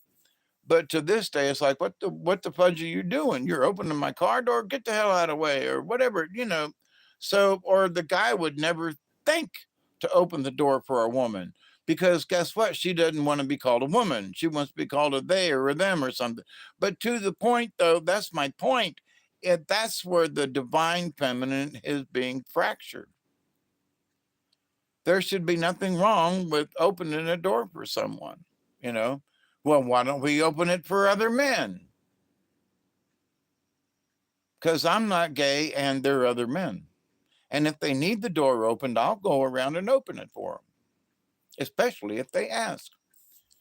But but this idea that but wait a minute though. But see, the divine feminine. But see, the divine feminine has fractured the masculinity of men. What? Oh yeah. Men don't know how to act anymore.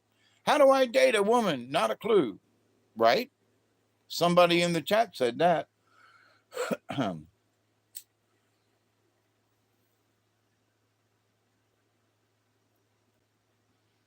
Ooh, this is good. Yum, yum. But so, with that said, though, guys don't know how to be guys.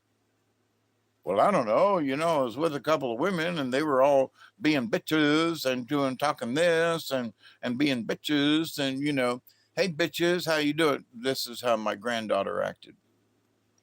Hey bitches, what you doing now? Hey man, these are my bitches. These are my girls. These are my bitches. Okay, and that's 4 times you said bitches now. But yeah, the day my bitches. Okay.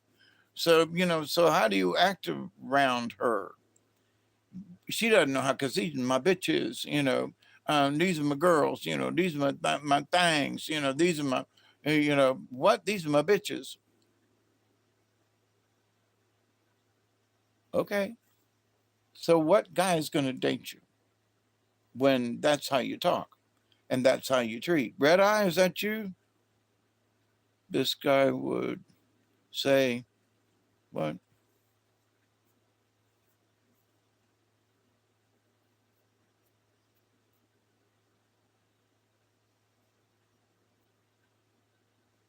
Oh, me too, Joe. I mean, there was a gentleman that held the door for me.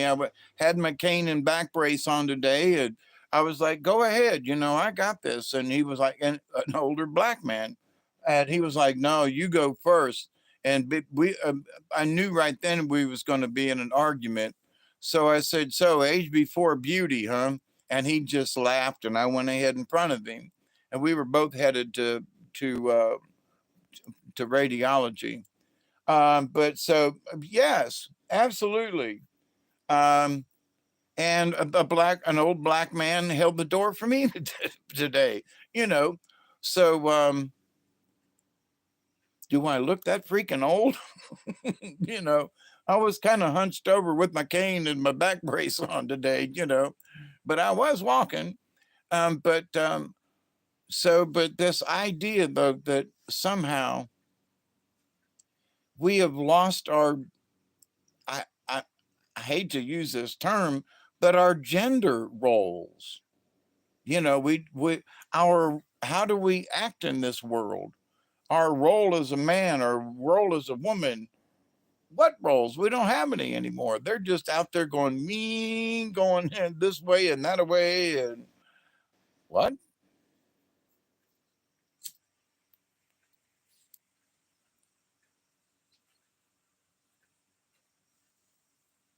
If the divine feminine, in my humble opinion, if the divine feminine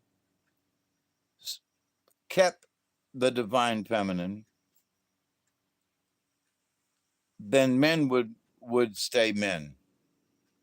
They'd figure it out. Okay.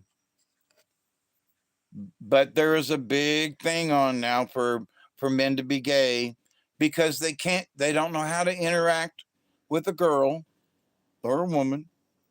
It's easy to interact with other men. So now the gay queer thing. So if women were true women again and stopped using this pronoun stuff and allow men to be men, they'd figure it out, I think, simply because of hormones and there's attractiveness. I mean, I've seen some really cute guys, but I've never been attracted to them, no matter what kind of cologne they use, no matter how they shake their booty. I have not been attracted to another man. I'm like, man, if I was gay, he'd be cute to go with, but I never had any sexual arousal or anything. But I've been around women who just, even some that, act like men, who have had that essence of woman, the essence of woman. That I've been attracted to. And there are women who are attracted to the essence of a man. Essence, that scent of a woman, the scent of a man. So, but if you try to erase that, then what have we got, right? So if women went back to being women again, I'm not being like, oh, she's got to be the mom and home thing, but they have got to put their brain back. They've got to stop with the bitches thing and the bitches and oh man, the bitches, cut it out, will you please? And this fragging each other back and forth on Facebook and on Twitter and stuff. Oh my God. And the hours that some of these 25-year-olds are spending on TikTok and stuff like that. Just what? I can see the addiction, but what? You really ain't got nothing better to, you really don't have anything better to do than to spend 10 or 12 hours a day doing TikTok or something. Holy crap. No wonder you can't get along with anybody. No wonder you can't interact. If I do it for an hour or so, just playing around, I've had enough. But you young people, you're different. So, but that in the long run, over the long haul, in my 71 years of my God, we we got push button phones. That was the big thing. We had push button phones instead of the old rotary dial phones. We had push button phones. Oh my God. What a big giant step. And now, I'm talking to you via a radio signal inside my house with a cell phone. And somebody said, looks like we got a pretty good picture. Reconnecting. Oops. Am I back?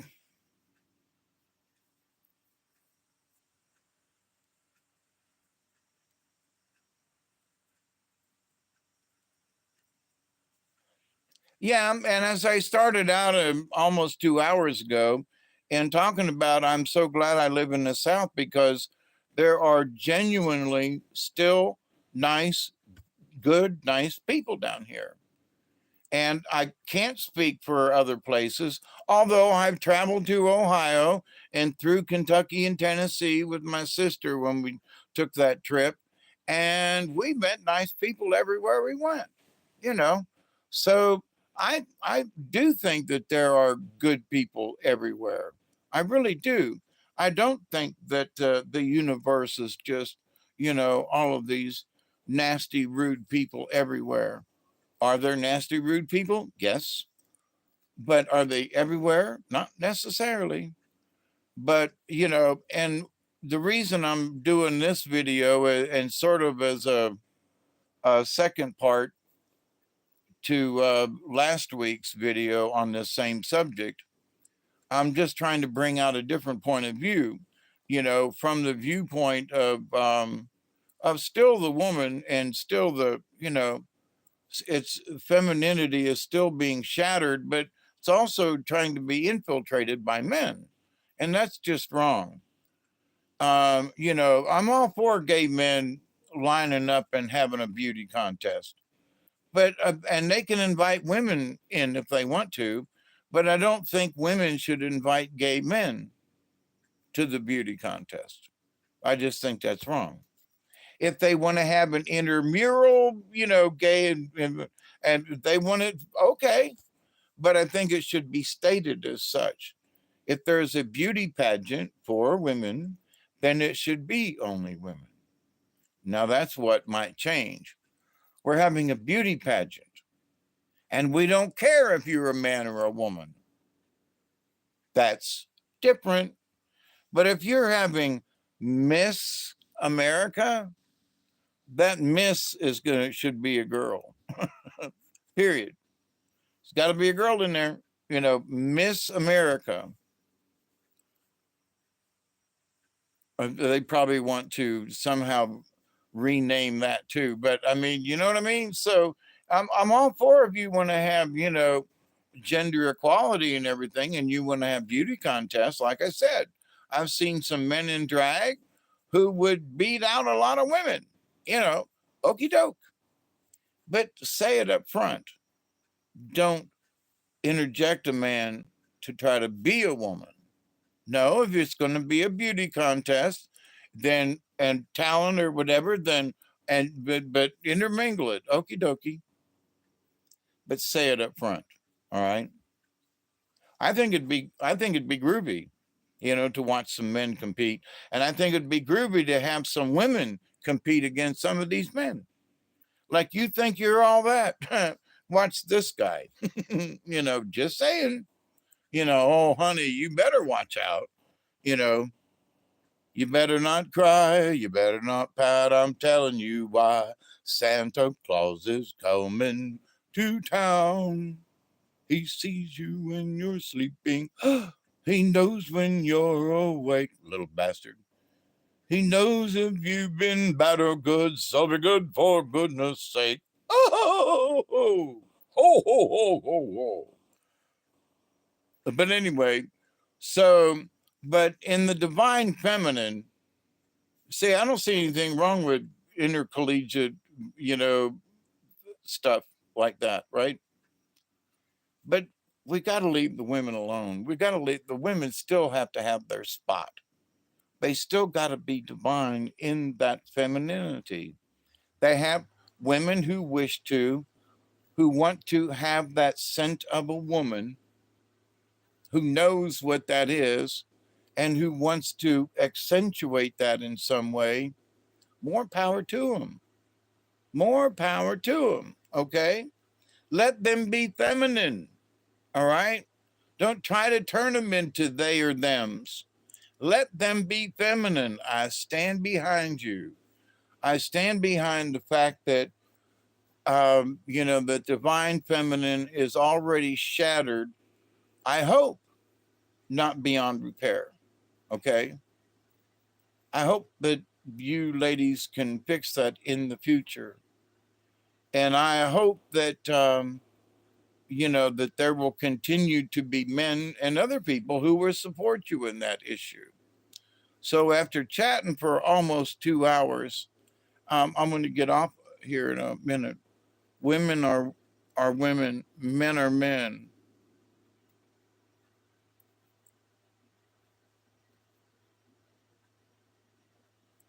Trans are trans.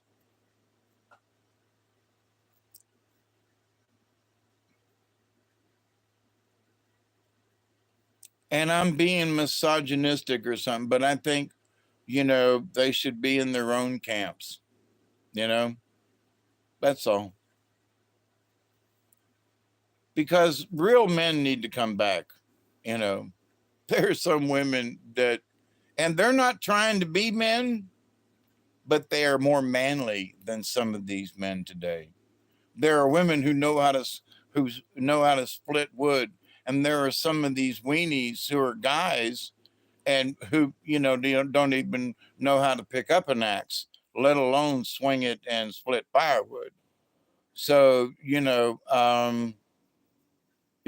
on you, girls. I mean that, because I've known women over the years who were women but could split wood, you know, and not take it away from them. They look good naked swinging that axe, But anyway, long time ago, um,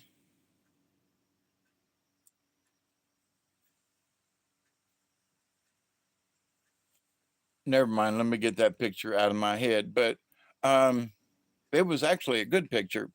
But to think of something like that now, oh, well, who were you trying to be, or what was you trying to be like, or whatever? And it's like, wait a minute, she was just being sexy in her cut off jeans and little halter top. All right. And she was just being sexy. She felt sexy and she wanted to dress that way for him. Those are things that were said back in the day. I hope they come back around. Good night to you, Joe. And I'm headed out of here too. I got to go let the dog in still. And I've been doing this now for over 4 hours. And the phone needs a rest as well. But I got my new um, rubber frame to go around this phone and a new plastic thing to go over the face. And it's got its own little stand and it's working really nice so far. So, uh, I'm just old school, though, for always have been.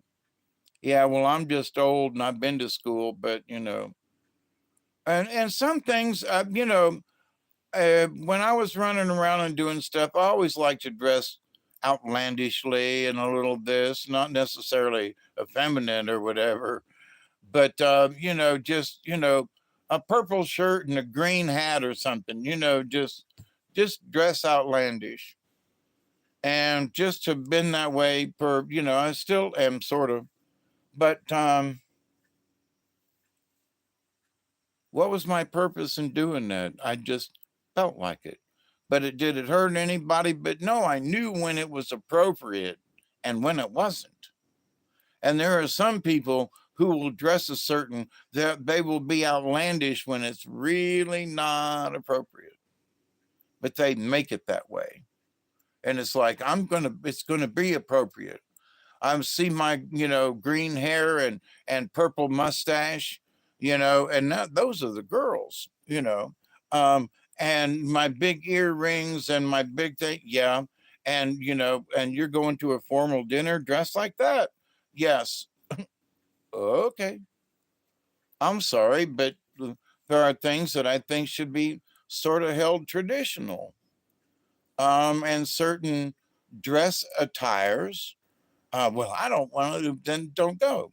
But if you're going to go to a certain event or whatever, and it's a black tie, then you should be respectful enough, especially if you're going to go to the other guests, that you're going to be suitably attired. now you might wear some cufflinks or something or blah, blah, that you could be outlandish in your own way and still conform to what, tradition is, right? But these folks want to change all traditions. And I don't think that's right. I don't. Some traditions are traditions. Just leave it at that. Well, I don't know. Let a woman come in. Do many women really want to get in that men's club over there? No, but they should be allowed. Well, if the men say no and they all agree, it's like the Little Rascals and the Manly Man's Club back in the day, and Darla wanted to get in because of, and Spanky got mad. And wait a minute now. So the manly men can't have their manly man's club for whatever reason they want to have their manly men's club, for whatever reason, you know. And I can understand the manly man's club because you just wanted to get out of the house. You didn't want to have, you just wanted to hang around a bunch of other guys, not doing anything specific. You just wanted to hang out with other guys, shoot a game of pool, and play some cards, have a couple of drinks, and go back home. You used to do that with the Moose Lodge. Okay. But why do you have to go to the Manly Man's Club? Because it's just to get away from you. Quit nagging. It's one night a week, for crying out loud. We have a pool tournament and there's only two tables, and we have to wait on the others to, and so we play cards in between. It's for 3 hours on Wednesdays. What are you bitching about? Well, you have to go to the Manly Man's Club. Why can't women go? Because it's for this. They have women's moose, but no, and moosettes, but no, it's these. This is Wednesday night or just for the guys. Thursday nights they have bingo, and Friday nights they, have the dance, and a lot of times Saturday night. So, which it is intermingling, either come, but Wednesday night or just for the guys to shoot pool and play cards. Oh, well, why do you have to have those special nights? Well, you girls have those special nights. You just don't choose to go. Well, it's just a bunch of gals getting together. It's just a bunch of guys getting together. But you don't get it, do you? It's okay for you gals to go out and do your gal thing. But for guys to get together and shoot a little pool and play some cards, somehow that's wrong to the women. It's like Fred and Barney, you know, and, the water buffalo, they're going to go out and one night a week they go bowling. And that's, they don't want to run around on their wives. They really want to go bowling. They really do want to go hang out with the other guys. And the women folk are like, Fred and Barney, there they go again, off to the, but ain't that like it is now, really? You know, um, if you would just let up on that thing and allow people to be people, even in relationships, the world would get along a whole lot better. Because I still know women who are women, okay, who are bitching at their men. Why do you have to go there one night a week? How come you want to go? How come you got to have what's wrong with, would you shut up and let the guy go play pool? Would you let him go, for crying out loud, And now that this time of year is hunting season, and there are going to be some guys they will use that as an excuse. There are some guys that are like that. I ain't going to lie. But there are some women who are like that too, as two of my ex-wives proved to me.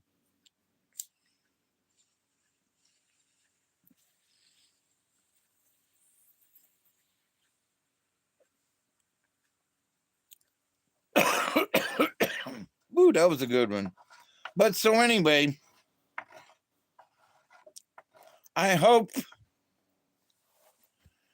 that the the fracturing and the divineness of men and women, that some of these pieces can be put back together again.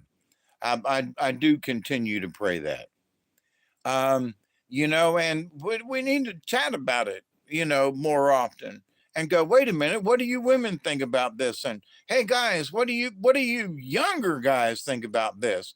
Well, they are having these discussions, and it's been interesting listening to both sides, black women and white women, and the two of them combined. And it's amazing to hear some of these conversations going on. So I applaud the folks who will discuss it. Keep your minds open and don't be closed minded in this. Well, us girls, we feel like this about it, and they put their hand on their hip and they do a little bit of a thing. And it's like, and men should be more like this. And they wiggle their heads around. And it's like, wait a minute. So you're already putting certain criteria on the men, period. You know, they got to act like this and they got to do like this. And now, wait a minute, but that's your opinion.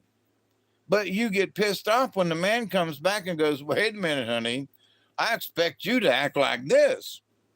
And she goes, I ain't going to do that. You ain't going to tell me what to do. And you go, well, but wait a minute now.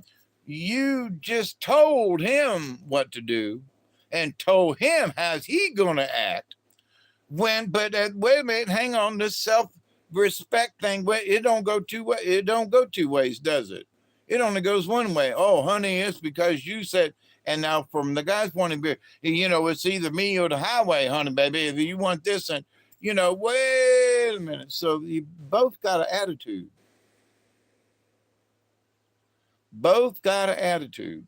Both got a pre-concept of stuff, when that's going to keep you from even having a conversation, because you both have this stuff that you've got this precondition. You're preconditioned to failure.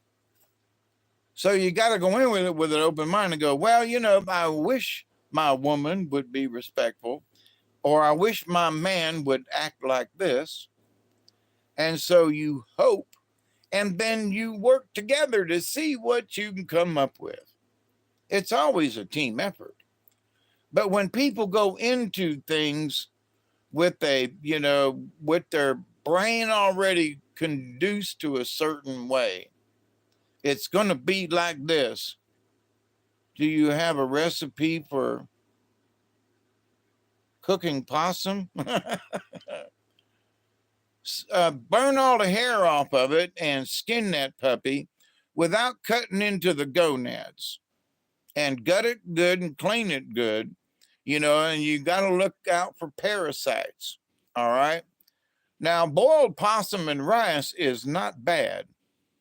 And I've had, there are some folks who have done some fried possum, and, any fried recipe will work.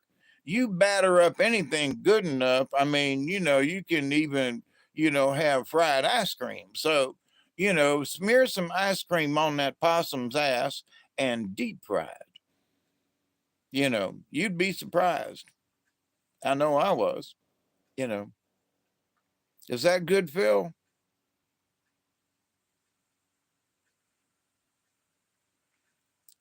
But so in relationships, manly men can be polite. The true Southern gentleman down here in the South, you know, um, held his hand out and helped, because Thomasville has Pine Tree Boulevard, where in the olden days they used to have carriage rides around the city, around Pine Tree Boulevard. And it's coming up around Christmas time.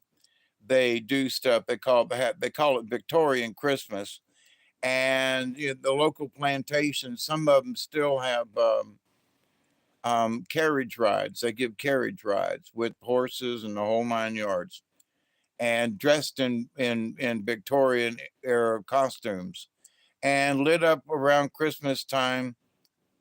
Finally, a decent recipe.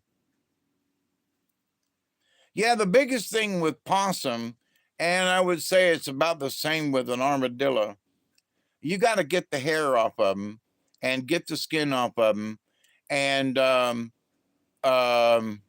because that holds uh, parasites.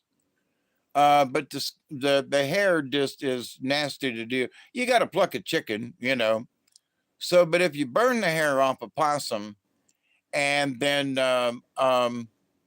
skin them and gut them, of course, but you got to avoid anything, any kind of game that you have.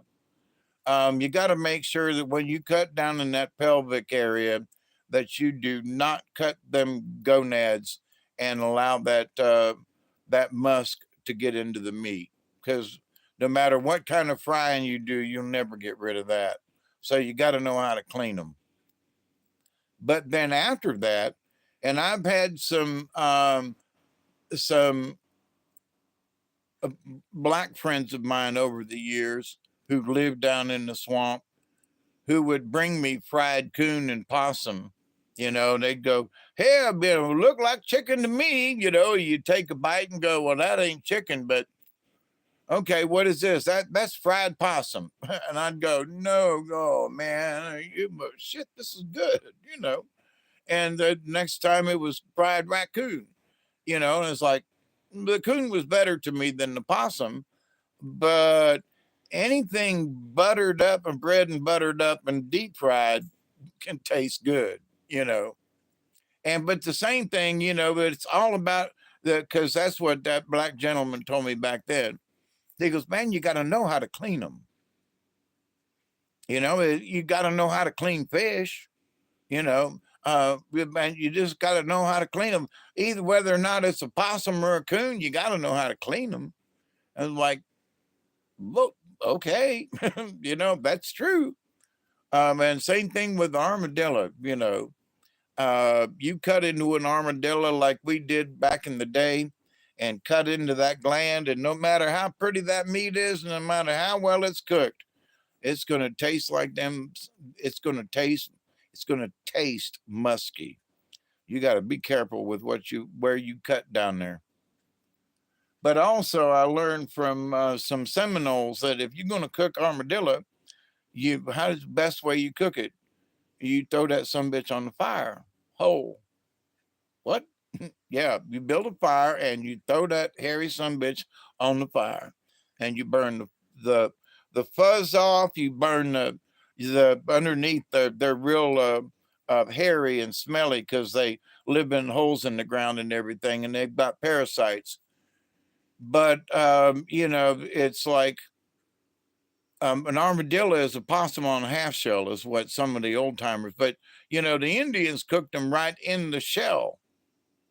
So it's like you didn't need a pan or anything. You didn't need to wrap them in aluminum foil. Armadillos already came prepackaged in a shell. You just cook them in the fire like that. And it's like, I have not tried that, but I could see where that wouldn't be such a bad idea. You can cook potatoes that way, you know, and if you know what you're doing, they come out really tasty, you know, and over an open fire kind of thing, and that smoke in them and all, and yeah, buddy. So, but if I ever get hungry enough, I know that I got an armadillo in my yard. Duggar's outside now chasing him around. But if I can spot him before Duggar does, I'm gonna shoot that some bitch because he's digging up the yard and it's gonna kill me, falling in one of his holes one of these days, and that just ain't gonna work. But I'd hate to, you know, have an armadillo go to waste. But I just, you know, don't know if I would build a fire and cook him. I don't know. I'd have to see when I when if I could kill him and when I killed him, and what how soon I wanted to build a fire to cook him if I wanted to cook him. Come on over. we'll have some possum on a half shell, you know. Oh, goodness gracious. One thing I have been wanting to do though, and way back in the year, in the day, I mean, in the 60s, so it's been 60 plus years ago, um, that on a camping trip, we had some survival, living in Florida down around in the swamp, a lot of palmetto bushes.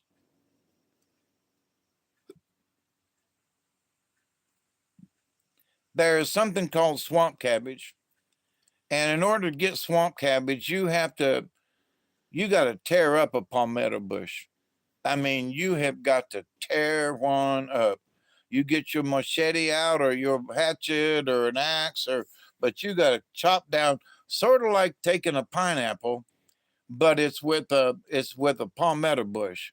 So you've seen the palmetto, but the stems come out with the fronds. Well, you chop them down all the way up close to the neck of that thing, and all the way around and all the way down, and they'll grow their roots down in this way and around in this way over here some. And but that down inside the core of this is a white fleshy. Um, it's sort of like a turnip, like a white turnip, regular turnip, turnip greens with the turnip on. But I know you can get some of that are different colored type turnips. But the one normally, when you cut them in, there's they're also sort of like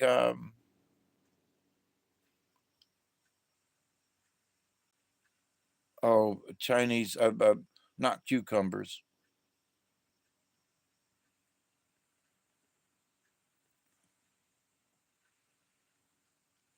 Oh, Chinese something. But anyway, so but they look that way and a little bit have that consistency. But so they said that the to survival in the swamp, you have to know how to eat swamp cabbage. Well, I have not had swamp cabbage for real. And if I did, it was way back in the 60s, back on a Boy Scout camping trip. So there are a lot of palmetto bushes down on me and my neighbors' properties. And I hate it, but in order to get to a swamp cabbage, you have to literally destroy the plant. You can have some left over and then you can bury it back, but you literally got to tear the damn thing up to get to it, to get to the swamp cabbage. Now, growing up around Tampa and in the swamps and all, we would go around to the swamp cabbages, the palmetto bushes, and look down in the middle of them. And there'd be a frond coming over here and one up here. And this would be about yay tall, and and then there'd be this little short one coming up right out of the middle. Well, if you could grab that puppy and wiggle it and pull it out, there'd be this white pulpy mess on the end of that frond, and that's what you chewed on and ate. Well, it's bigger on the inside of that palmetto bush. But so one of these days, I want to I'm gonna just have to chop up a palmetto and try it.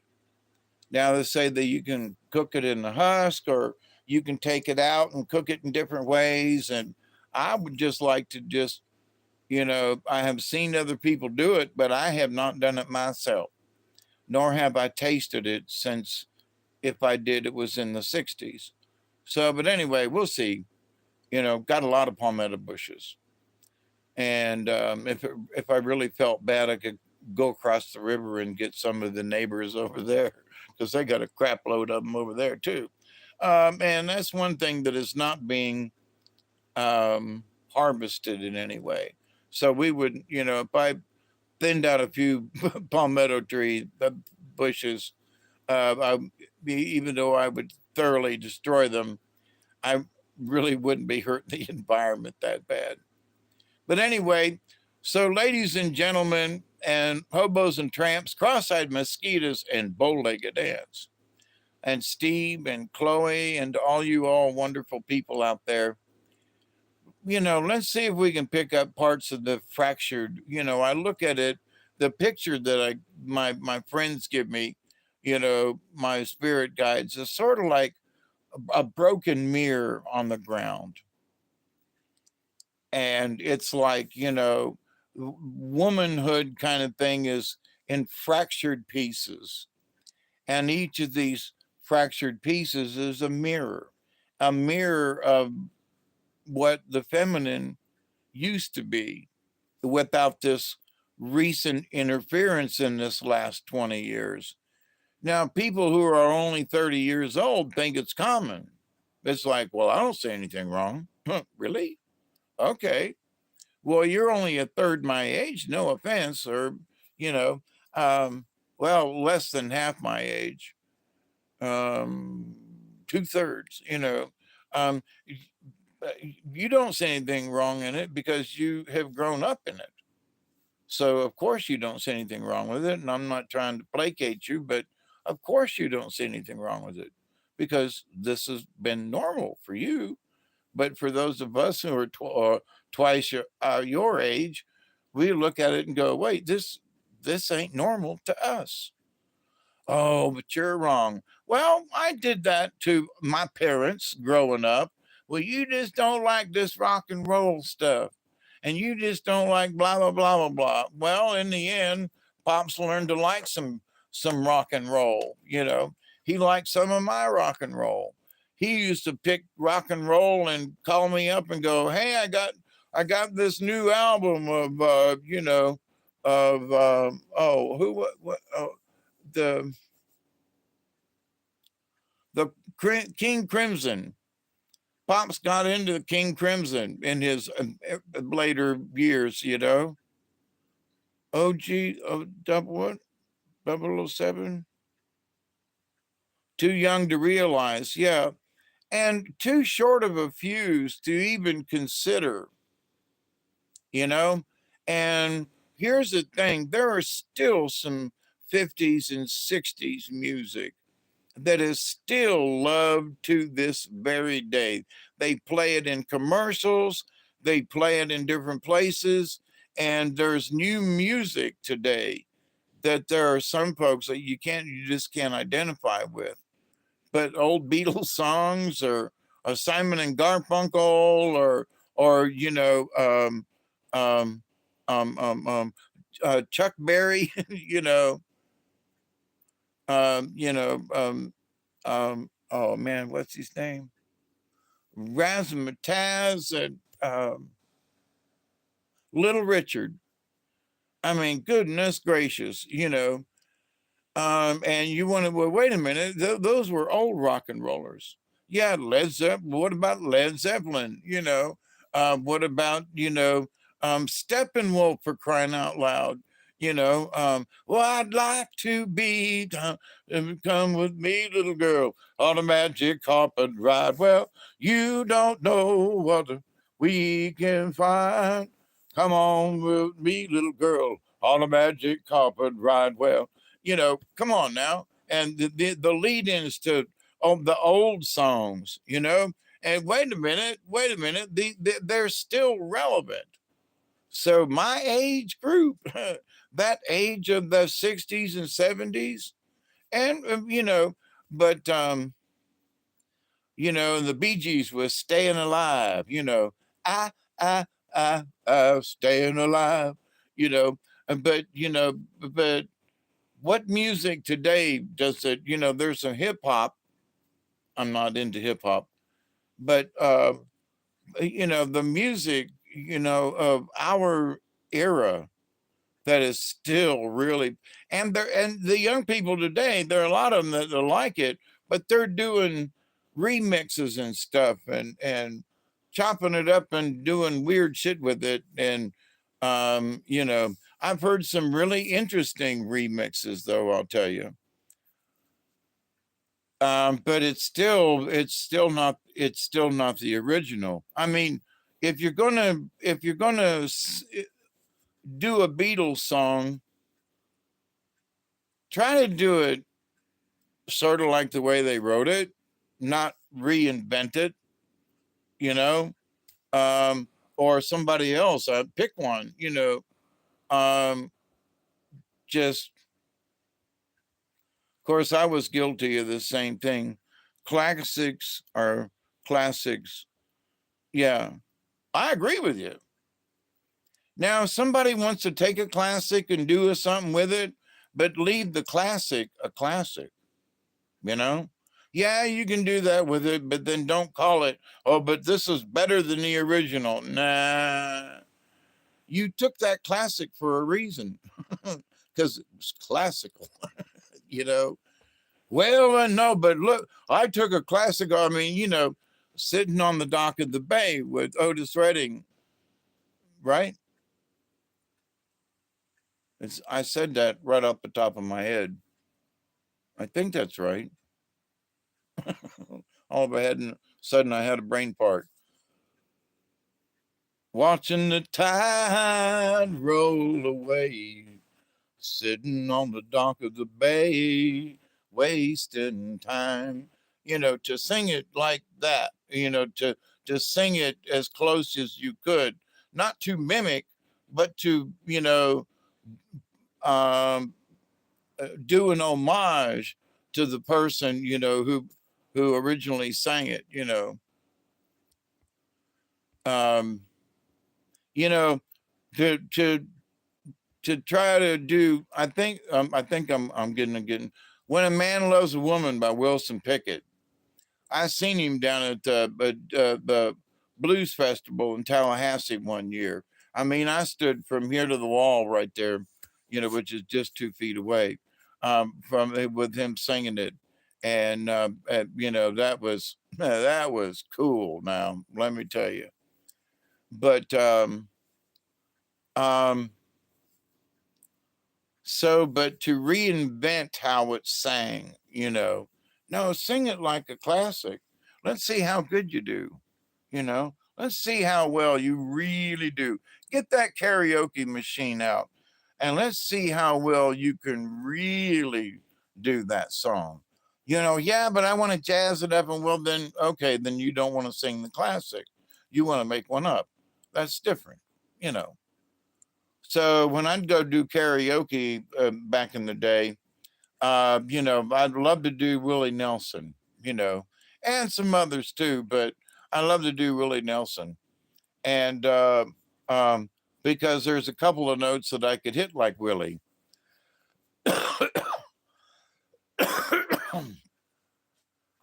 And there wasn't anybody around there who actually, tried to do Willie Nelson.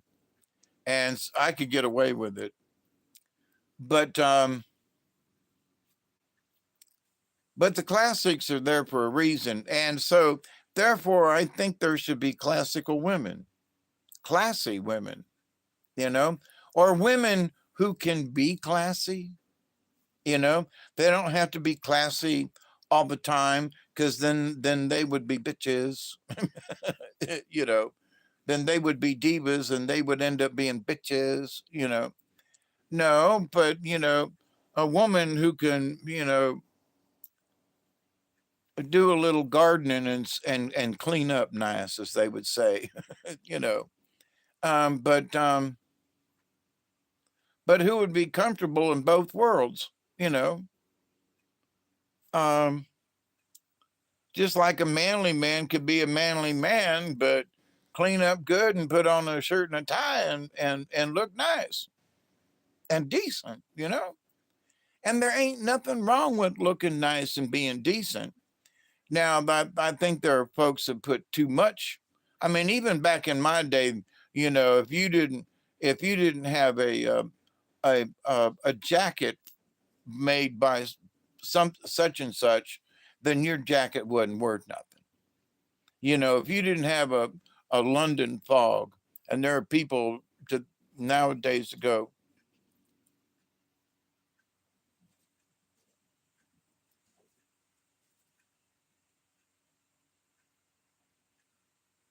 there's something loose upstairs.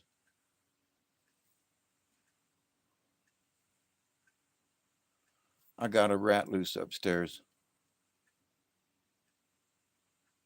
I'm making some noise, or maybe it's a squirrel. I'm gonna have to get out a hatchet. Hey, I go kung fu on that son bitch.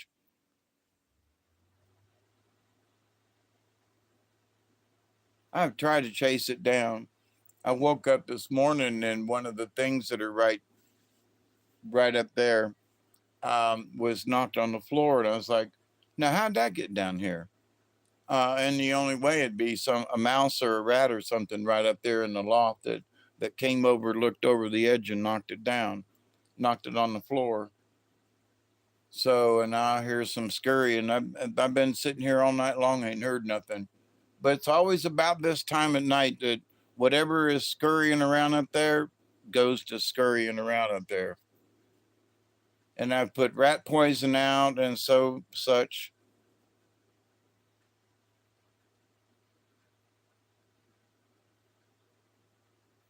Traditional.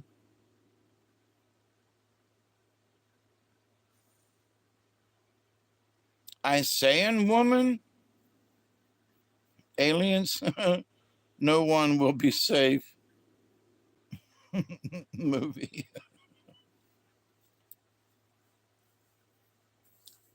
Oh, to those of you who might care, did you see the recent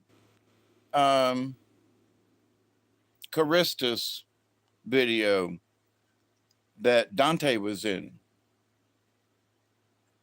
He's back. And for those folk who wondered, what's happening with Dante? What's going to go on? I said, you know, he told us that he was going to be moving and that when he got settled, he'd be back. And now, and as soon as he could, the Alien Races book is, part 2 of the shadow beings, the shadow aliens. Boy, there's some creepy looking critters. And I've seen a lot of shadows here recently.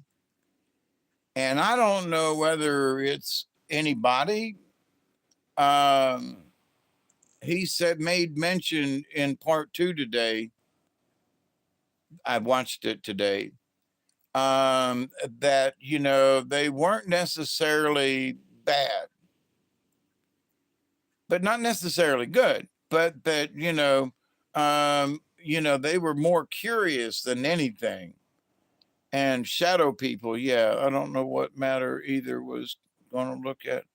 No, I can never find Dante's channel to save my life. It's look up the Charistus with the K, Charistus, and the cause, I think is the recent name. Yeah, don't look, for Dante. You look for Charistus. And look, if you do Charistus in YouTube, you should get it without too much problem.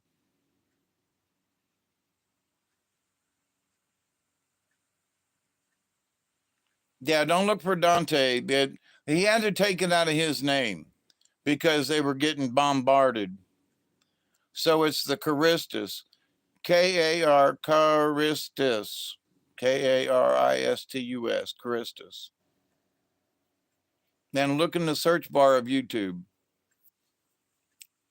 But yeah, so I can't pronounce the shadow people the way he pronounced it. But they are some strange looking critters, but I've seen shadow beings, and down here on my property, I've seen shadow beings, and that they kind of hid behind trees, and I mean, in the dark, they hid behind trees.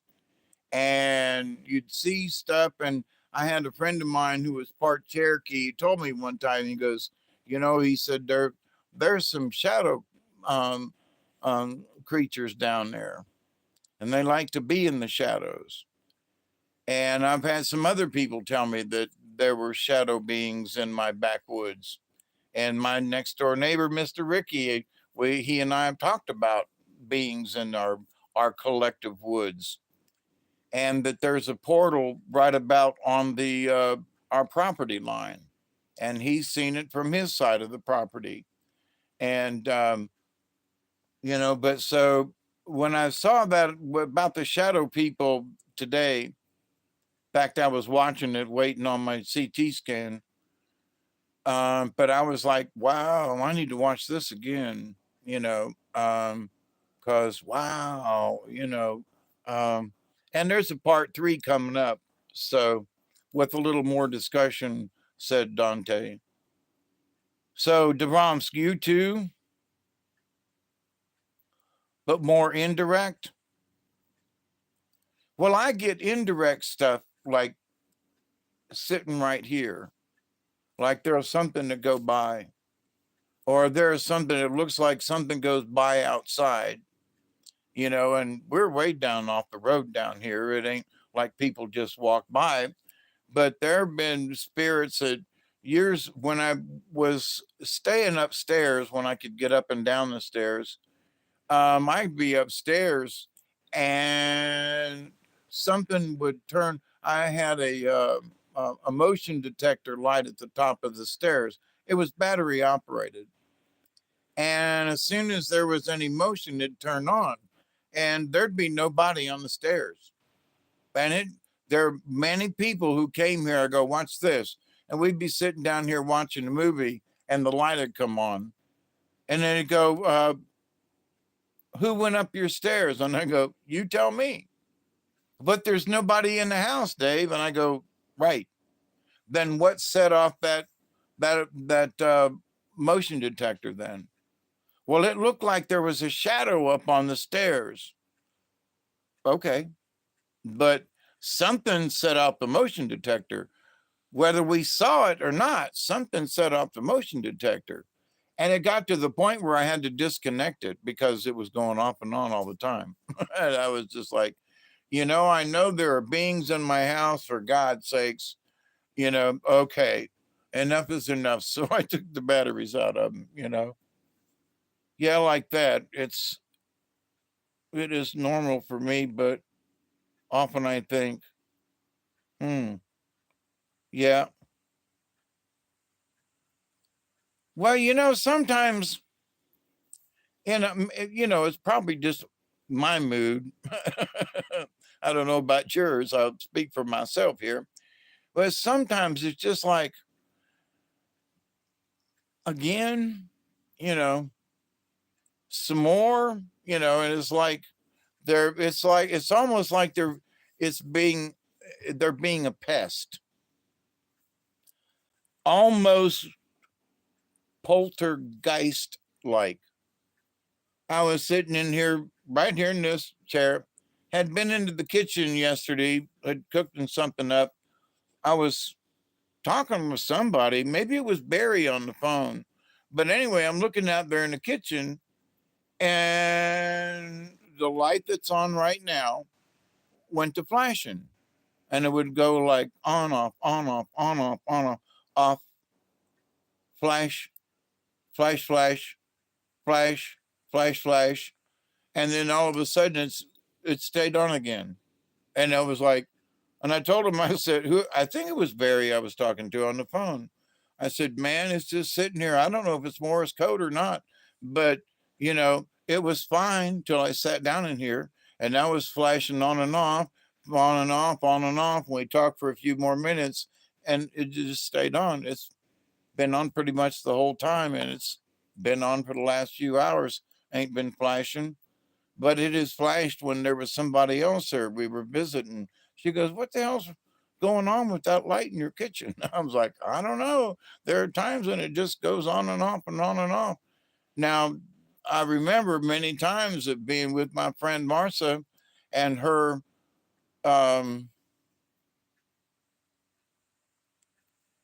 microwave would go off.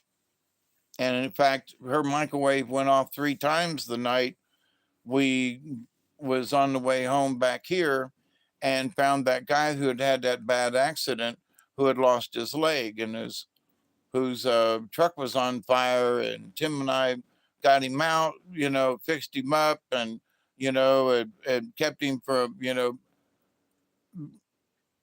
we kept him from bleeding out, and had him ready and everything, and so, but that microwave went 3 times that night, and she was like, "Whatever's going on, you guys better go." And it was on the way home, like 10 minutes later, we found this guy, in his with his truck on fire and his leg missing from the knee down, and we took care of him. I literally holding him out in the stump. When the EMTs got there to wrap it up to keep it from bleeding anymore. And actually, it wasn't bleeding. The heat from how it got cut off cauterized his wound. He was very lucky. But anyway, but to the point of the microwave going on and the lights flashing on and off and a certain number in the microwave going on and off. So I'm looking at my light going on and off in the kitchen going, what's up with that? It's happened a few times. So is it just spirits communicating with me now? Because I watched it yesterday and just looked at it in a different light, if you will. Oh, it's 20 after.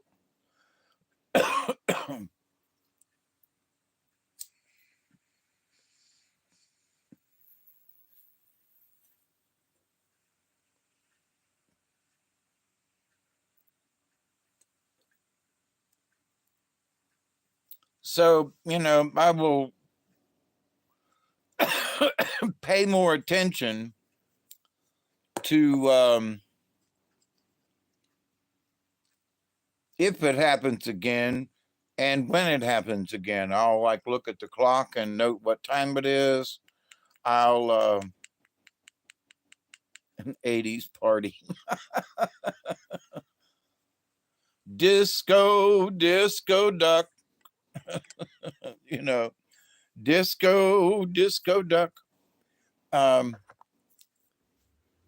but anyway, there's been, some interesting shadows going on around. There's been some interesting noises going around for me personally, and like the light going on and off in the kitchen. And it's like, okay, not necessarily bad, but strange, I will say. And some of the shadowy stuff that have I have been partaken of recently, my doctor's worried I'm going to have a stroke. Literally, because that's why I went to have a CT scan today. He's concerned I might be developing something in my brain that I might develop a stroke.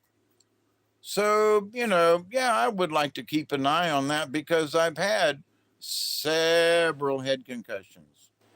One right over my eye. I still have a scar right there where I hit myself in the head with a hammer.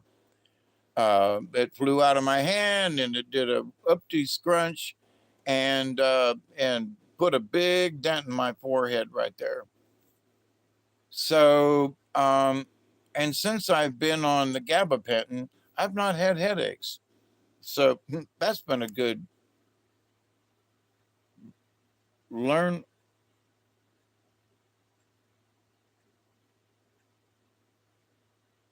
Who something learn PC? It's something bids. It's my birthday, and I broken my knee yesterday. Well, needless to say, I've had a similar circumstance with my left knee, and I really, really, I was in a cast. The first time I was in a cast for 9 weeks, 10 weeks. Had to have a pin through my leg to hold everything together. Had 2 surgeries on my left leg because of the breakage at my knee. So I really feel for you. I spent 13 months in a cast to correct the damage at my knee. So I feel for you. And I was about to hit my 5th So, but they unsubscribed.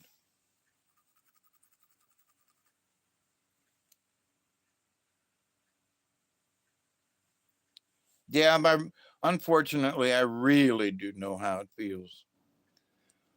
But so anyway, we as human beings and the divine feminine, and whether you can call it the divine masculine, I would say if one's good for the other, the other should be true, but without trying to be the bitches about it, without trying to be a diva in either the male or the female. A true Southern gentleman ain't an asshole. He's a gentleman, you know. And a true Southern belle, a true Southern lady, is a true Southern lady. She's a lady, you know. Um, and there is that distinction, and they will tell you that, I'm a Southern lady, and you stand up for it too. But that's what makes her a strong woman, and she's proud of that. So, I can't speak for the rest of the world, having, been from Ohio to Florida and back and a few places in between, and took that route all the way across to Washington State to, and then down the coast into California and back across the United States.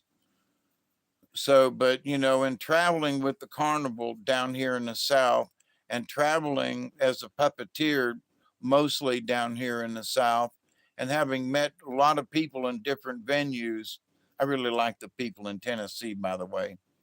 There's some real women there, some real ladies, and they are true Southern belles in Tennessee, I might add.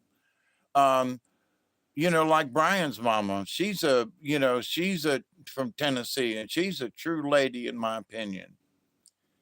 But so with that said, it's been almost 3 hours now, and I'm gonna share this last little piece of a bowl because the 20 just went by, and I'm gonna say I appreciate you all very much. Thank you for hanging out with me, and just whether you agree with me or not, just think about it, you know, because you say, well, I don't know if women are the divine feminine's gone, Dave. Well, I don't know if you've got this right. I don't know if that's right about men. And well, that's okay. But just take what I've said, because I might not necessarily agree with everything I said either. But when I get into a conversation with the powers that be and my friends up above, there's a thing called love. Let me tell you about the birds and the bees and the flowers and the trees and the moon up above and a thing called love. And when I look into her big brown eyes, it's so very plain to see that it's time you learn about the facts of life, starting from A to Z. Well, let me tell you about the birds and the bees. Oh well, throwing a little harmony there, y'all. Uh, but we need more harmony. We need more simpatico, intertwining kind of stuff. You know, without putting our egos into it, whether male ego or female ego. It doesn't matter. If you're a manly man, then just be that. If you're a girly girl, and then just be that. You don't have to put on airs. You just be it. You know, and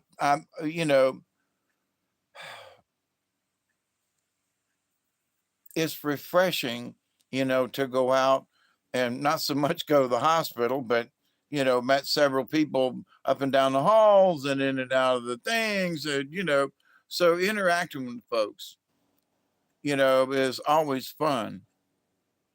And, the fact that interacting with folks is still fun, and to see somebody that looks a little crotchety and you wave at them, you know, I poke fun at them. It's like the old black man that let me go. He wasn't gonna, he was gonna let me go first because I had a cane and he didn't. Um, but I made a joke about it. I said, "So, age before beauty," meaning that he was the beauty and I was the old age coot, and he just got a big kick out of that. So, but there are ways to get an old crotchety black man to smile, you know, without poking him with a leg or something. But um, I poked fun at him. And then when I was on my way back, as I got closer to him, he was just kind of sitting there and on the bench there. And I was like, well, it's your turn next now. I said, they done got me and I had to lay down. I said, I had to get it ready for you. And he was just like, well, okie dokie. And I said, they're going to call you any minute now as I'm walking past him. They go, Mr. Anderson, Mr. John Anderson, and he was like, well, I'll be done. They really were coming to get me right away. I said, I told you that. But anyway, so he was reluctant to have conversation with me is my point. And I made him have conversation with me anyway you know, but he was good. That last of it was sort of, he had a little kind of a little bit of ha ha ha in the back of his voice. So, one from one old man to the other, I picked at him, and not in a bad way. Just, I'm just going to have conversation with you. And if you don't want to participate, I'm going to talk with you anyway. I just made up my mind. I wasn't rude about it, or anything like that. But, um, and for some reason I just had that gift for gab. And what's interesting is that there every situation is always different. You're in the middle of a hallway in the back section of the radiology department waiting to be next. So what better place to have conversation? In my opinion, why not? But anyway,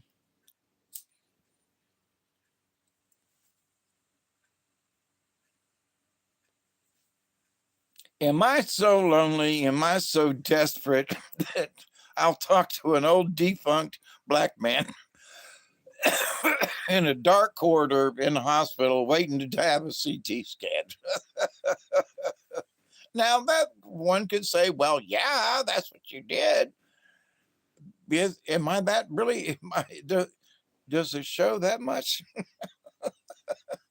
Am I really that pathetic that I got to go to the hospital and sit in a hallway and talk to patients while they're getting scanned? Is that my new job? Hey, come on, I'm gonna take Duggar to the hospital. We're gonna hang out in the ER and talk to patients.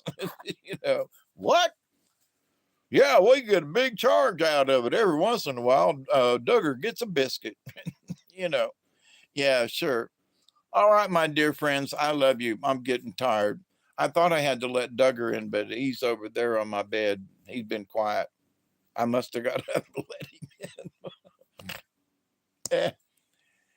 But I love you all. Thank you for coming and hanging out when you do. Thank you, Miss Chloe, and for all that you do. And thank you, my friends. I'm always praying that you're doing well in whatever you're doing, wherever you are. You know, and I know that the world is a big, wide place. I know that there are lots of different types of people, and every setting is different. But again, I'm so glad I live here in the South, with, I guess we are like minded people because, anybody that shows up here, we got to we got to know that we are members of the League of Like Minded Beings. I haven't mentioned that in a while, but it's true. So we get together here and have a chat and sit around and smoke a pipe and you know and share a little bit of time and a few words here and there. Um, and because we're members of the League of Like-Minded Beings. So members have a tendency to find each other and to coagulate together and to commiserate together, um, no matter where it is, out there in the ether, or whether it's in the chat on a YouTube video, or, we're going to find each other. And I think that's a good thing.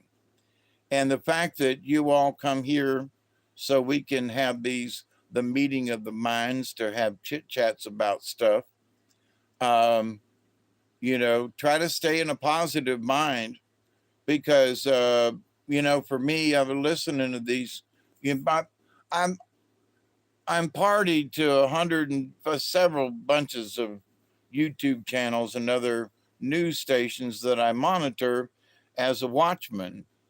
So I'm keeping my eye on a lot of things, right?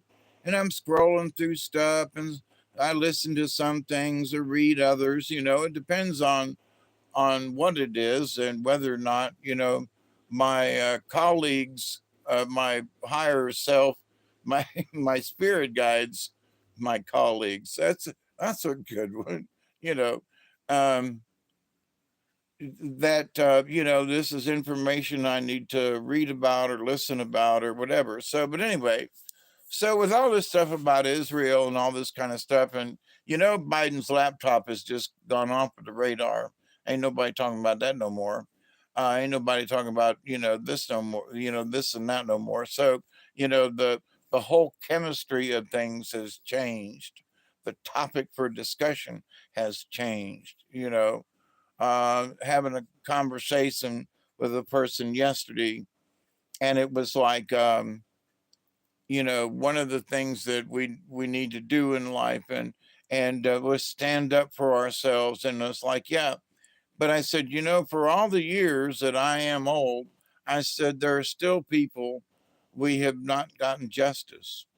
Look at Hillary and Billy Clinton, from 2000s and 98, 99, and stuff that they did. um, still running around free. Where's the orange jumpsuit that was promised? What about this person over there? What about this person over there? Did they get no? Any of them in jail yet? No. What about this person? What about that? There's no justice.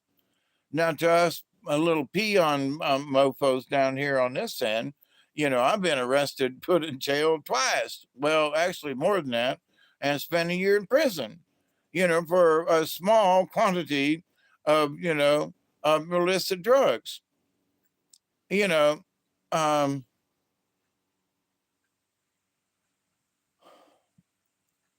so whereas, Hunter Biden did all this other stuff at IRS and owed him millions of dollars and all this kind of stuff, mine was petty.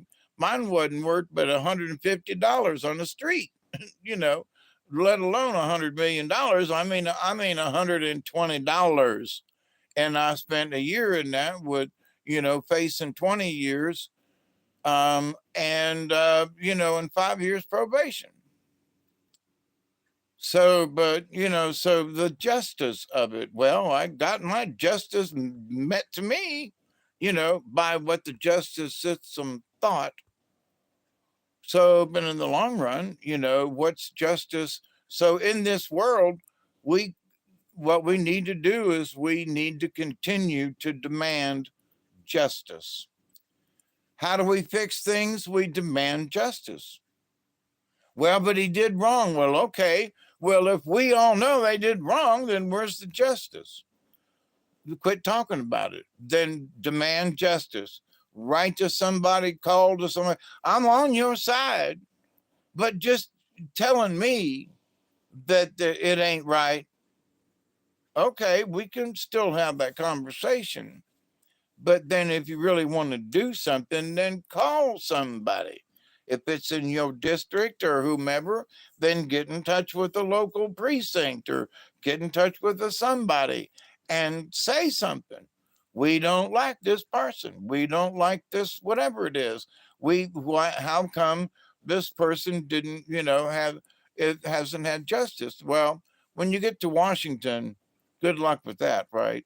But we can still contact our congressmen and women and tell them, listen, we demand justice. If y'all going to do an investigation and you find out a bunch of stuff, then where's the justice? Tell me, where's the justice? I'll help organize a group to get, to do or get some phone calls or whatever it is. But, you know, how do we fix things? We get justice for the crimes that have already been committed and have already sort of been through the works. So let's fix things by simply getting justice. Now, that's it's going to be a whole lot harder to, extract that. But that's what we do. And we strive for it. We talk about it and with each other. And if there's somebody we can write into, we should write in. If there's somebody we can talk to or call in or whatever, we should do so.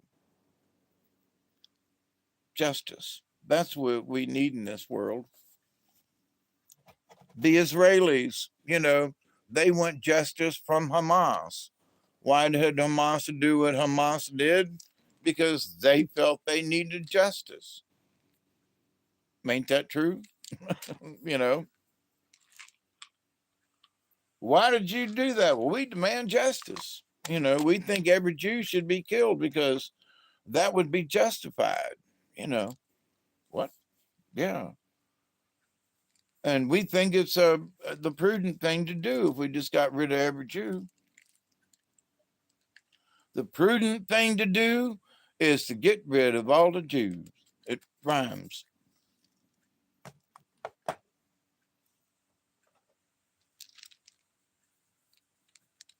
So, and no, that's not how I feel about it.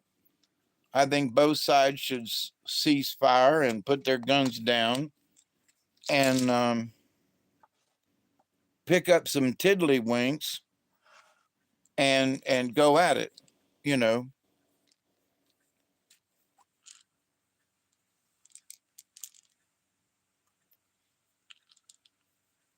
I think Netanyahu and a couple of these guys and the guys from Hamas ought to get together with the Rock'em Sock'em robots and have at it. And whoever wins at the end of whatever time limit y'all put up, then that's a. Now I'm sure that one or the other of them would like to put a missile on the end of the Rock'em Sock'em robots, but you know, folks have got to. We're not playing in the sandbox anymore.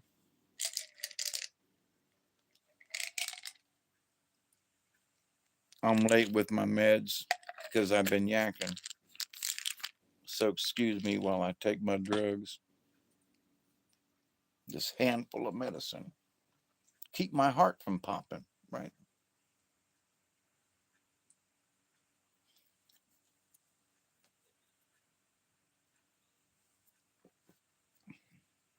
I almost know what every one of these does now. It's only been a year. But so I will continue to pray that the war will stop. I will continue to pray. It's not about who wins or loses, because any loss of life is a loss, period. And so the winner is the ones that stop losing. And for whoever loses on either side, that's a loss. So you're not a winner if you lost. Well, another 5 people were killed. Well, however they were killed, they died, right? So that's a loss, right? Yep. Well, then you lost. Yeah, but we're going to retaliate. Then what? So you can create more loss?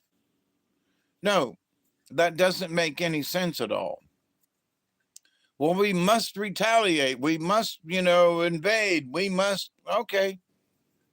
It doesn't mean that you're right about that, though. But I know we had to invade about, Hitler. And I know there have been times when to invade was about the only thing we could actually do. Then there was Korea, that really didn't work out well. And then there was Vietnam, that didn't work out real well. And then there's been Afghanistan a time or two, and then there was, you know, then there was the Iraqi war, and then there's the, has any of them worked out very well? No. So they want to try it again, right? When all else fails, well, wait a minute, all else has failed because they've tried wars. Over there, they've tried wars between the Israelis and the Egyptians, between Syria and somebody, and between the Jordan and somebody else. I mean, oh my God, they've been warring. I mean, since World War II, they've been at it. Not counting before that, but So, but the whole point of this, if you want peace, you gotta put your guns down. Well, they fired at us first. Okay, point taken. But does that mean that you have to fire twice as many bullets back at them to like make up for the indignity? Well, we have our pride. We're Israel. We're going to stand up and we're going to, okay, you have the right to defend yourselves. Okay, doke. I will not disagree with that.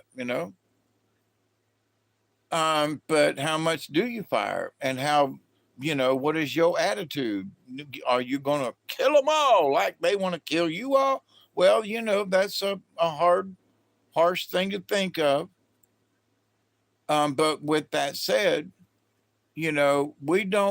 I don't want either side to have any more losses, period. Just like for me, listening to the Vietnam War back when I was in the 60s, got so tired of it, and by the time I graduated high school in 1970, I was like, I'm a hippie now. No, I don't want uh, to go to war. And I can't go to war because in 1970, end of 70, I had to have another cast. Hey, Katniss, how are you? On my left leg because of my knee uh, leg thing. So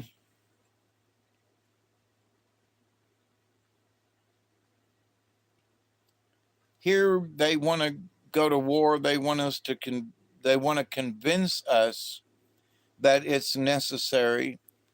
They want to convince us that more bombs and more airplanes and more of this is what's going to fix it. They're already staging things and moving it into position. No, no, no, we don't want this. Will it be Armageddon? I don't know. Is it going to be World War III? I don't know. Do these people want World War III? Yes. Because they have to make their prophecy come out. They have to see the prophecy be fulfilled. And if they've got to start World War III to prove a goddamn point, that's what they're going to do.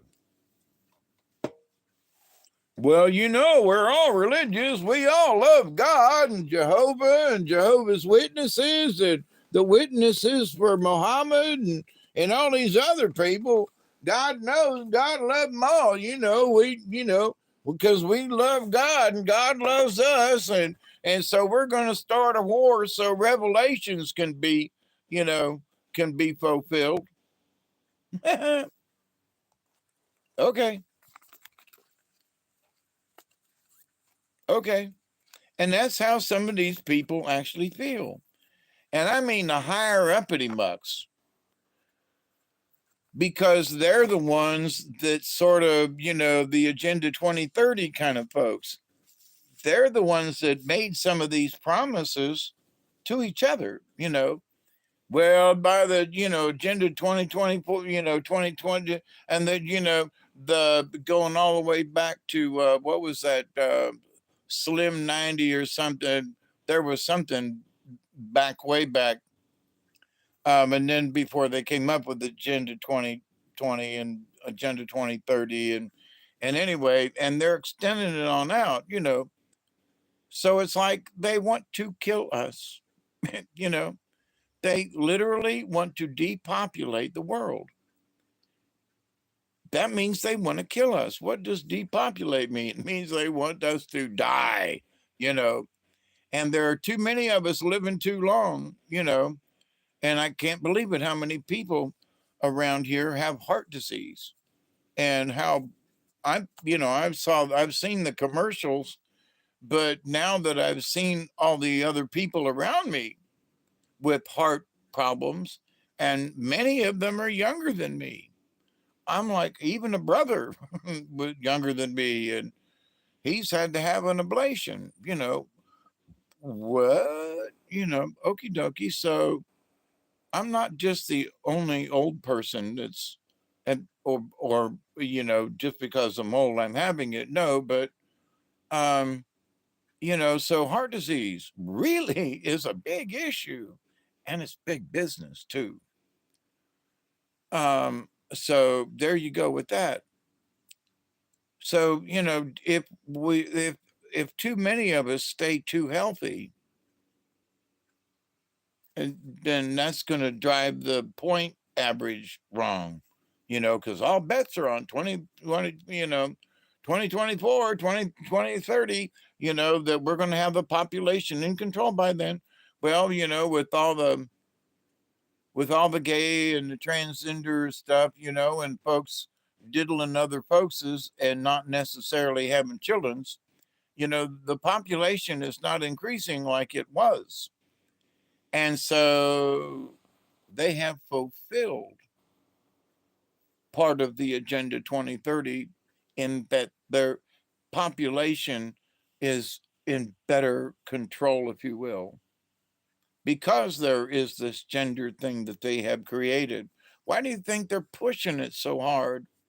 Because it's almost to the point of going out into the street and shooting some of these dumb sons of bitches or bastards or whatever they want to be called, to keep them from mating, to keep them from having kids. You don't want those two to, no, no, no, no, no, no, no. That would be the wrong gene pool. Gene, get out of the pool, But anyway, with that said, you know, um, yes, they want to kill us.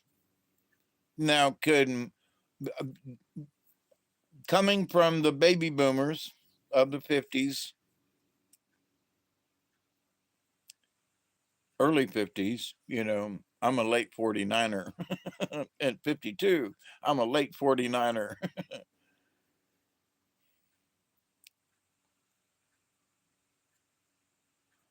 um,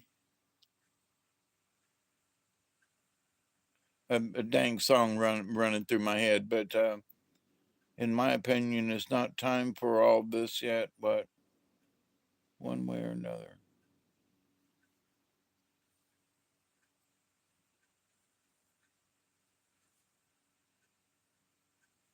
Oh, that it's not time yet.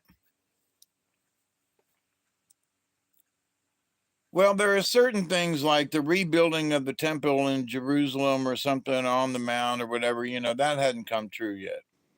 And it's like, so, but my question has been for several years now, does everything have to fit just right? And somebody I was listening to about a week ago, and they were like, they said the same thing. They said there are so many things that are already fulfilled by revelations.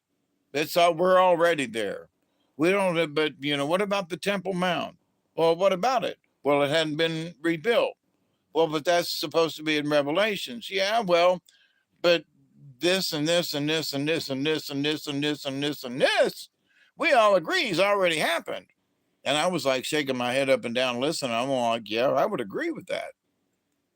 So there are so many things that Revelations has already proven, and this, and it, of course, it depends on how you want to look at it. But one of the beast with the seven heads is the Catholic Church, and the seven hills around the Vatican are the seven heads of the dragon.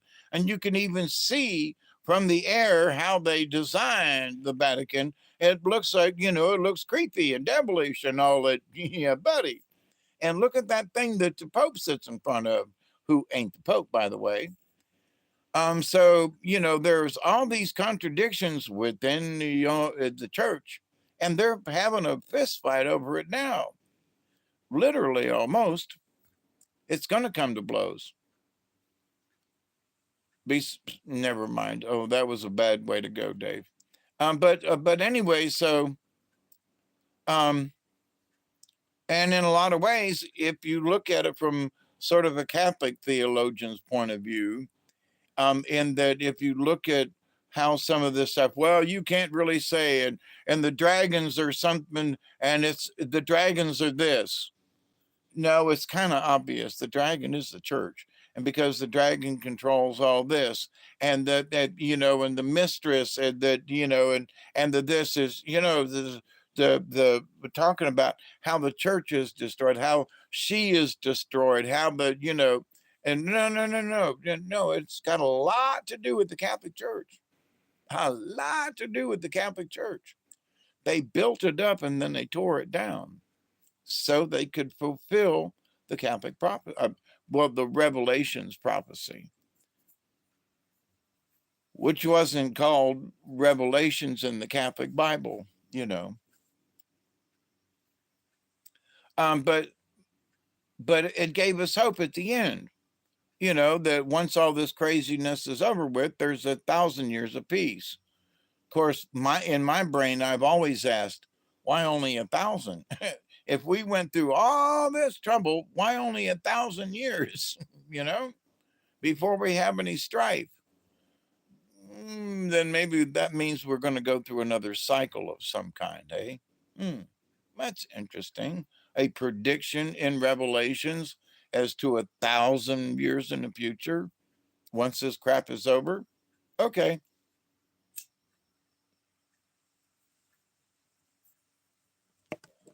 But with all these other prophecies from Native Americans and other places, I do think we're at the end of something and the beginning of something.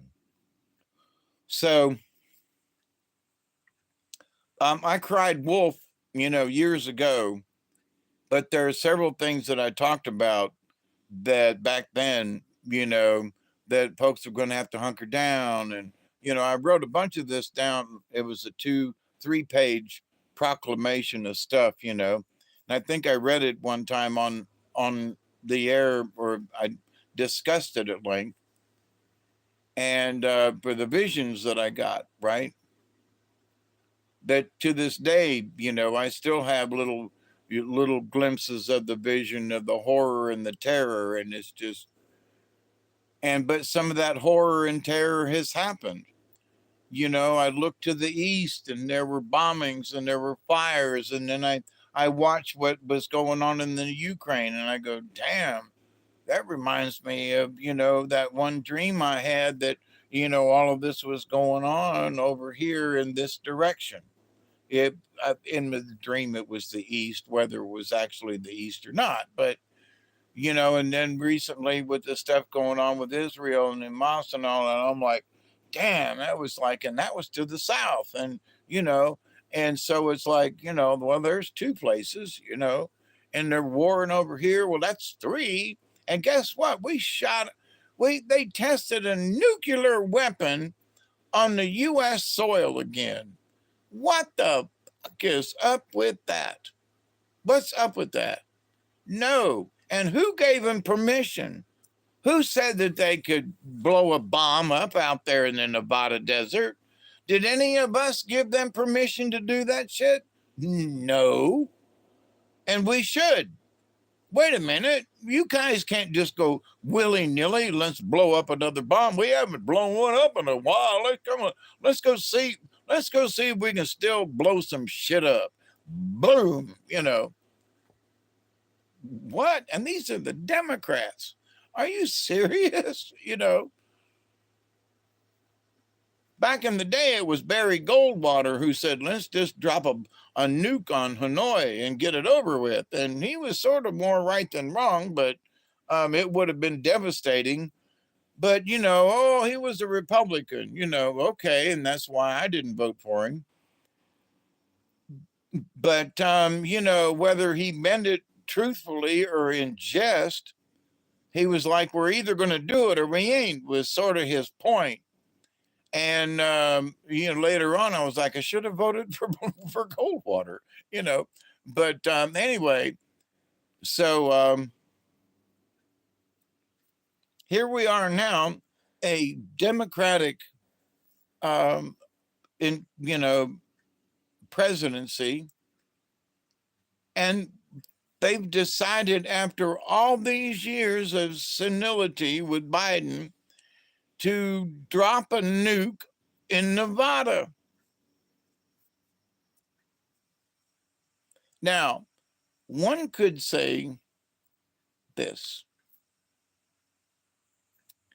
that a nuke went off in Nevada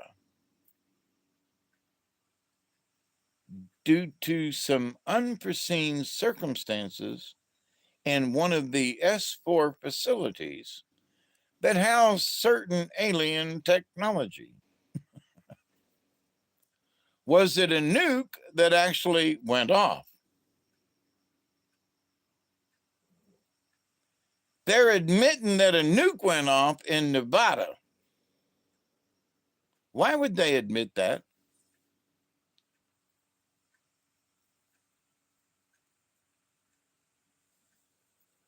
One thing is clear.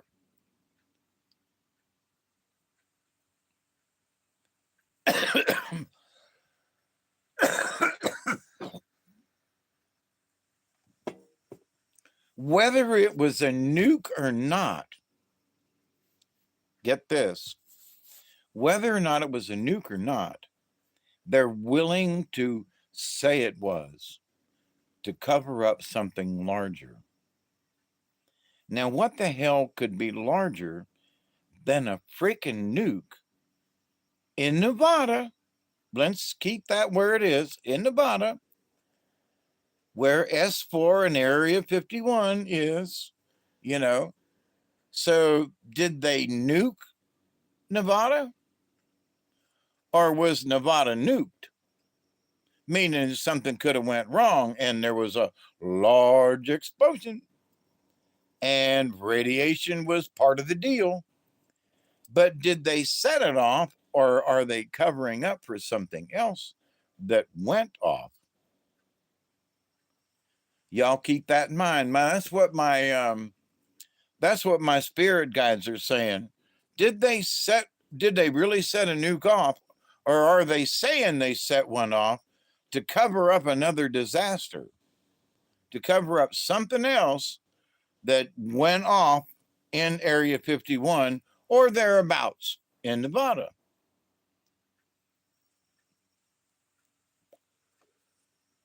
Now, I have been pissed about this ever since I heard about the nuke going off in Nevada.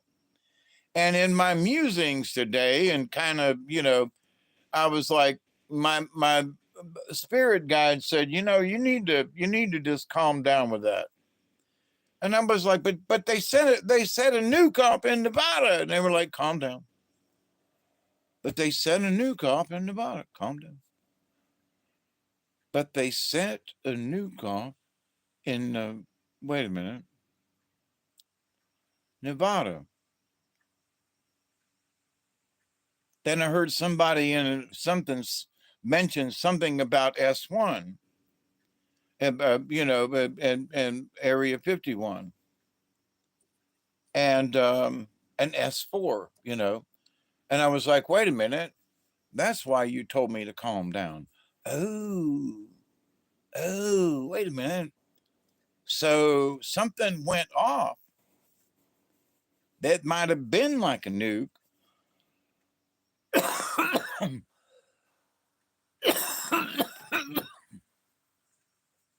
But that would they admit to something as atrocious as setting off a nuke to cover up an alien something? And I think the answer is yes. We can't admit anything about aliens. We're going to have to tell them we blew a nuke off. Think about it. That's what my folks are saying. Yeah, we'll see, or maybe we won't see. But we'll see how the trail goes out to, like, wait a minute, the Atomic Commission, they should get involved and go, wait a minute, who authorized this? Was the president aware of the fact that Sleepy Joe said okay to nuke Nevada? Really? This should definitely come up during the next presidential election. Joe Biden set a nuke off in Nevada. That should be on everybody's mind. Joe Biden set a nuke off in Nevada. What? Joe Biden set a nuke off in Nevada. Holy crap. So, but there are going to be people who are going to see if there's any radiation coming out. There are people who are going to want to know why it was set off and where it was set off, particularly, and what their folks are going to want to know. But now the bombing and everything in Israel is covering it up.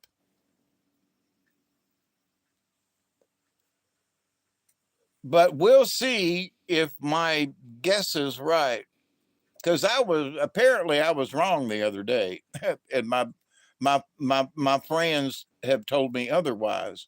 But let's see if this is true. They say it is, and been a lot of times where they've been right. So, but it at least they may have set off a nuke to cover something up. So the answer might be, yep, we set one off. Yep, we really did. Well, why? Well, we set one off. What was so damned important? You had to set off a nuke in Nevada for any reason in this day and age when we signed a test ban treaty thing. Why would you cross that line? Well, because there was aliens giving us a fit and we had to nuke their sorry asses. Oh, okay. Well, that would make sense. Oh, well, we had to nuke a few aliens in one of the bases down there. Oh, they got a little unruly. Well, all right. Or they got unruly and nuked us or set a nuke off. Okay, but either way, you know, could this very well be alien related? I don't know if we'll ever find out, but I'm gonna keep that in mind.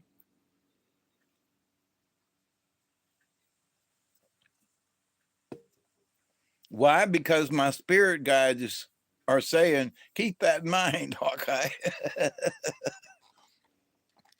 I got 2 more pills to take. Actually 3,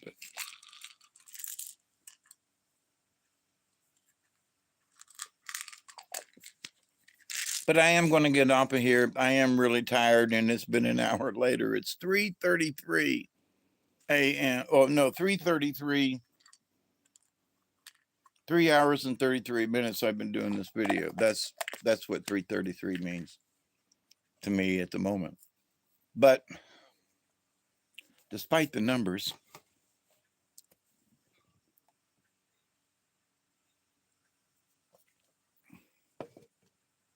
I continue to pray that each and every day, that each and every one of you will continue to learn how to accept and receive the knowledge, the healing, the wisdom, and the many blessings from the universe.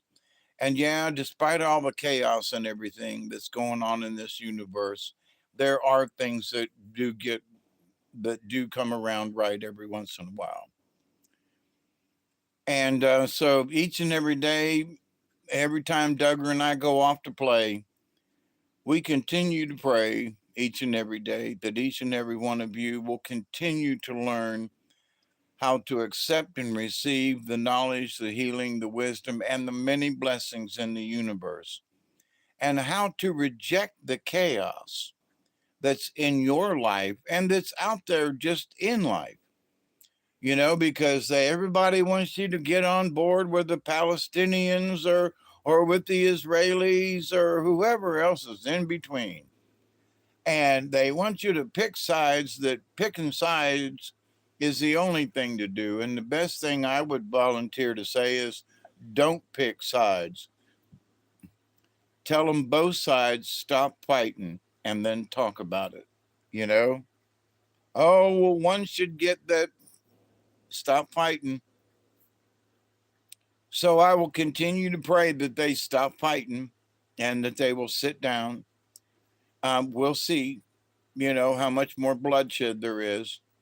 But I will continue to pray, and each and every day, that each and every one of you, your friends, your family, and all of your relations will continue to learn how to accept and receive and reject the chaos from the universe that's in the all of the things that are in the universe. So, from my heart to yours, stay out of the chaos. Keep an eye on it. We always do that. Keep an eye on the chaos, but stay out of it, and stop worrying about the chaos you can't change. And if there is something that you can change or have you feel that you got a shot at, then try to change it. So, until next time, my friends and family, and to all of those, you know who you are, you're members of the League of Like Minded Beings. So, continue being who you are and be the best that you can be. Let's see, to learn how to shut this off. Yes, I want to stop streaming. I love you all and take care of each other.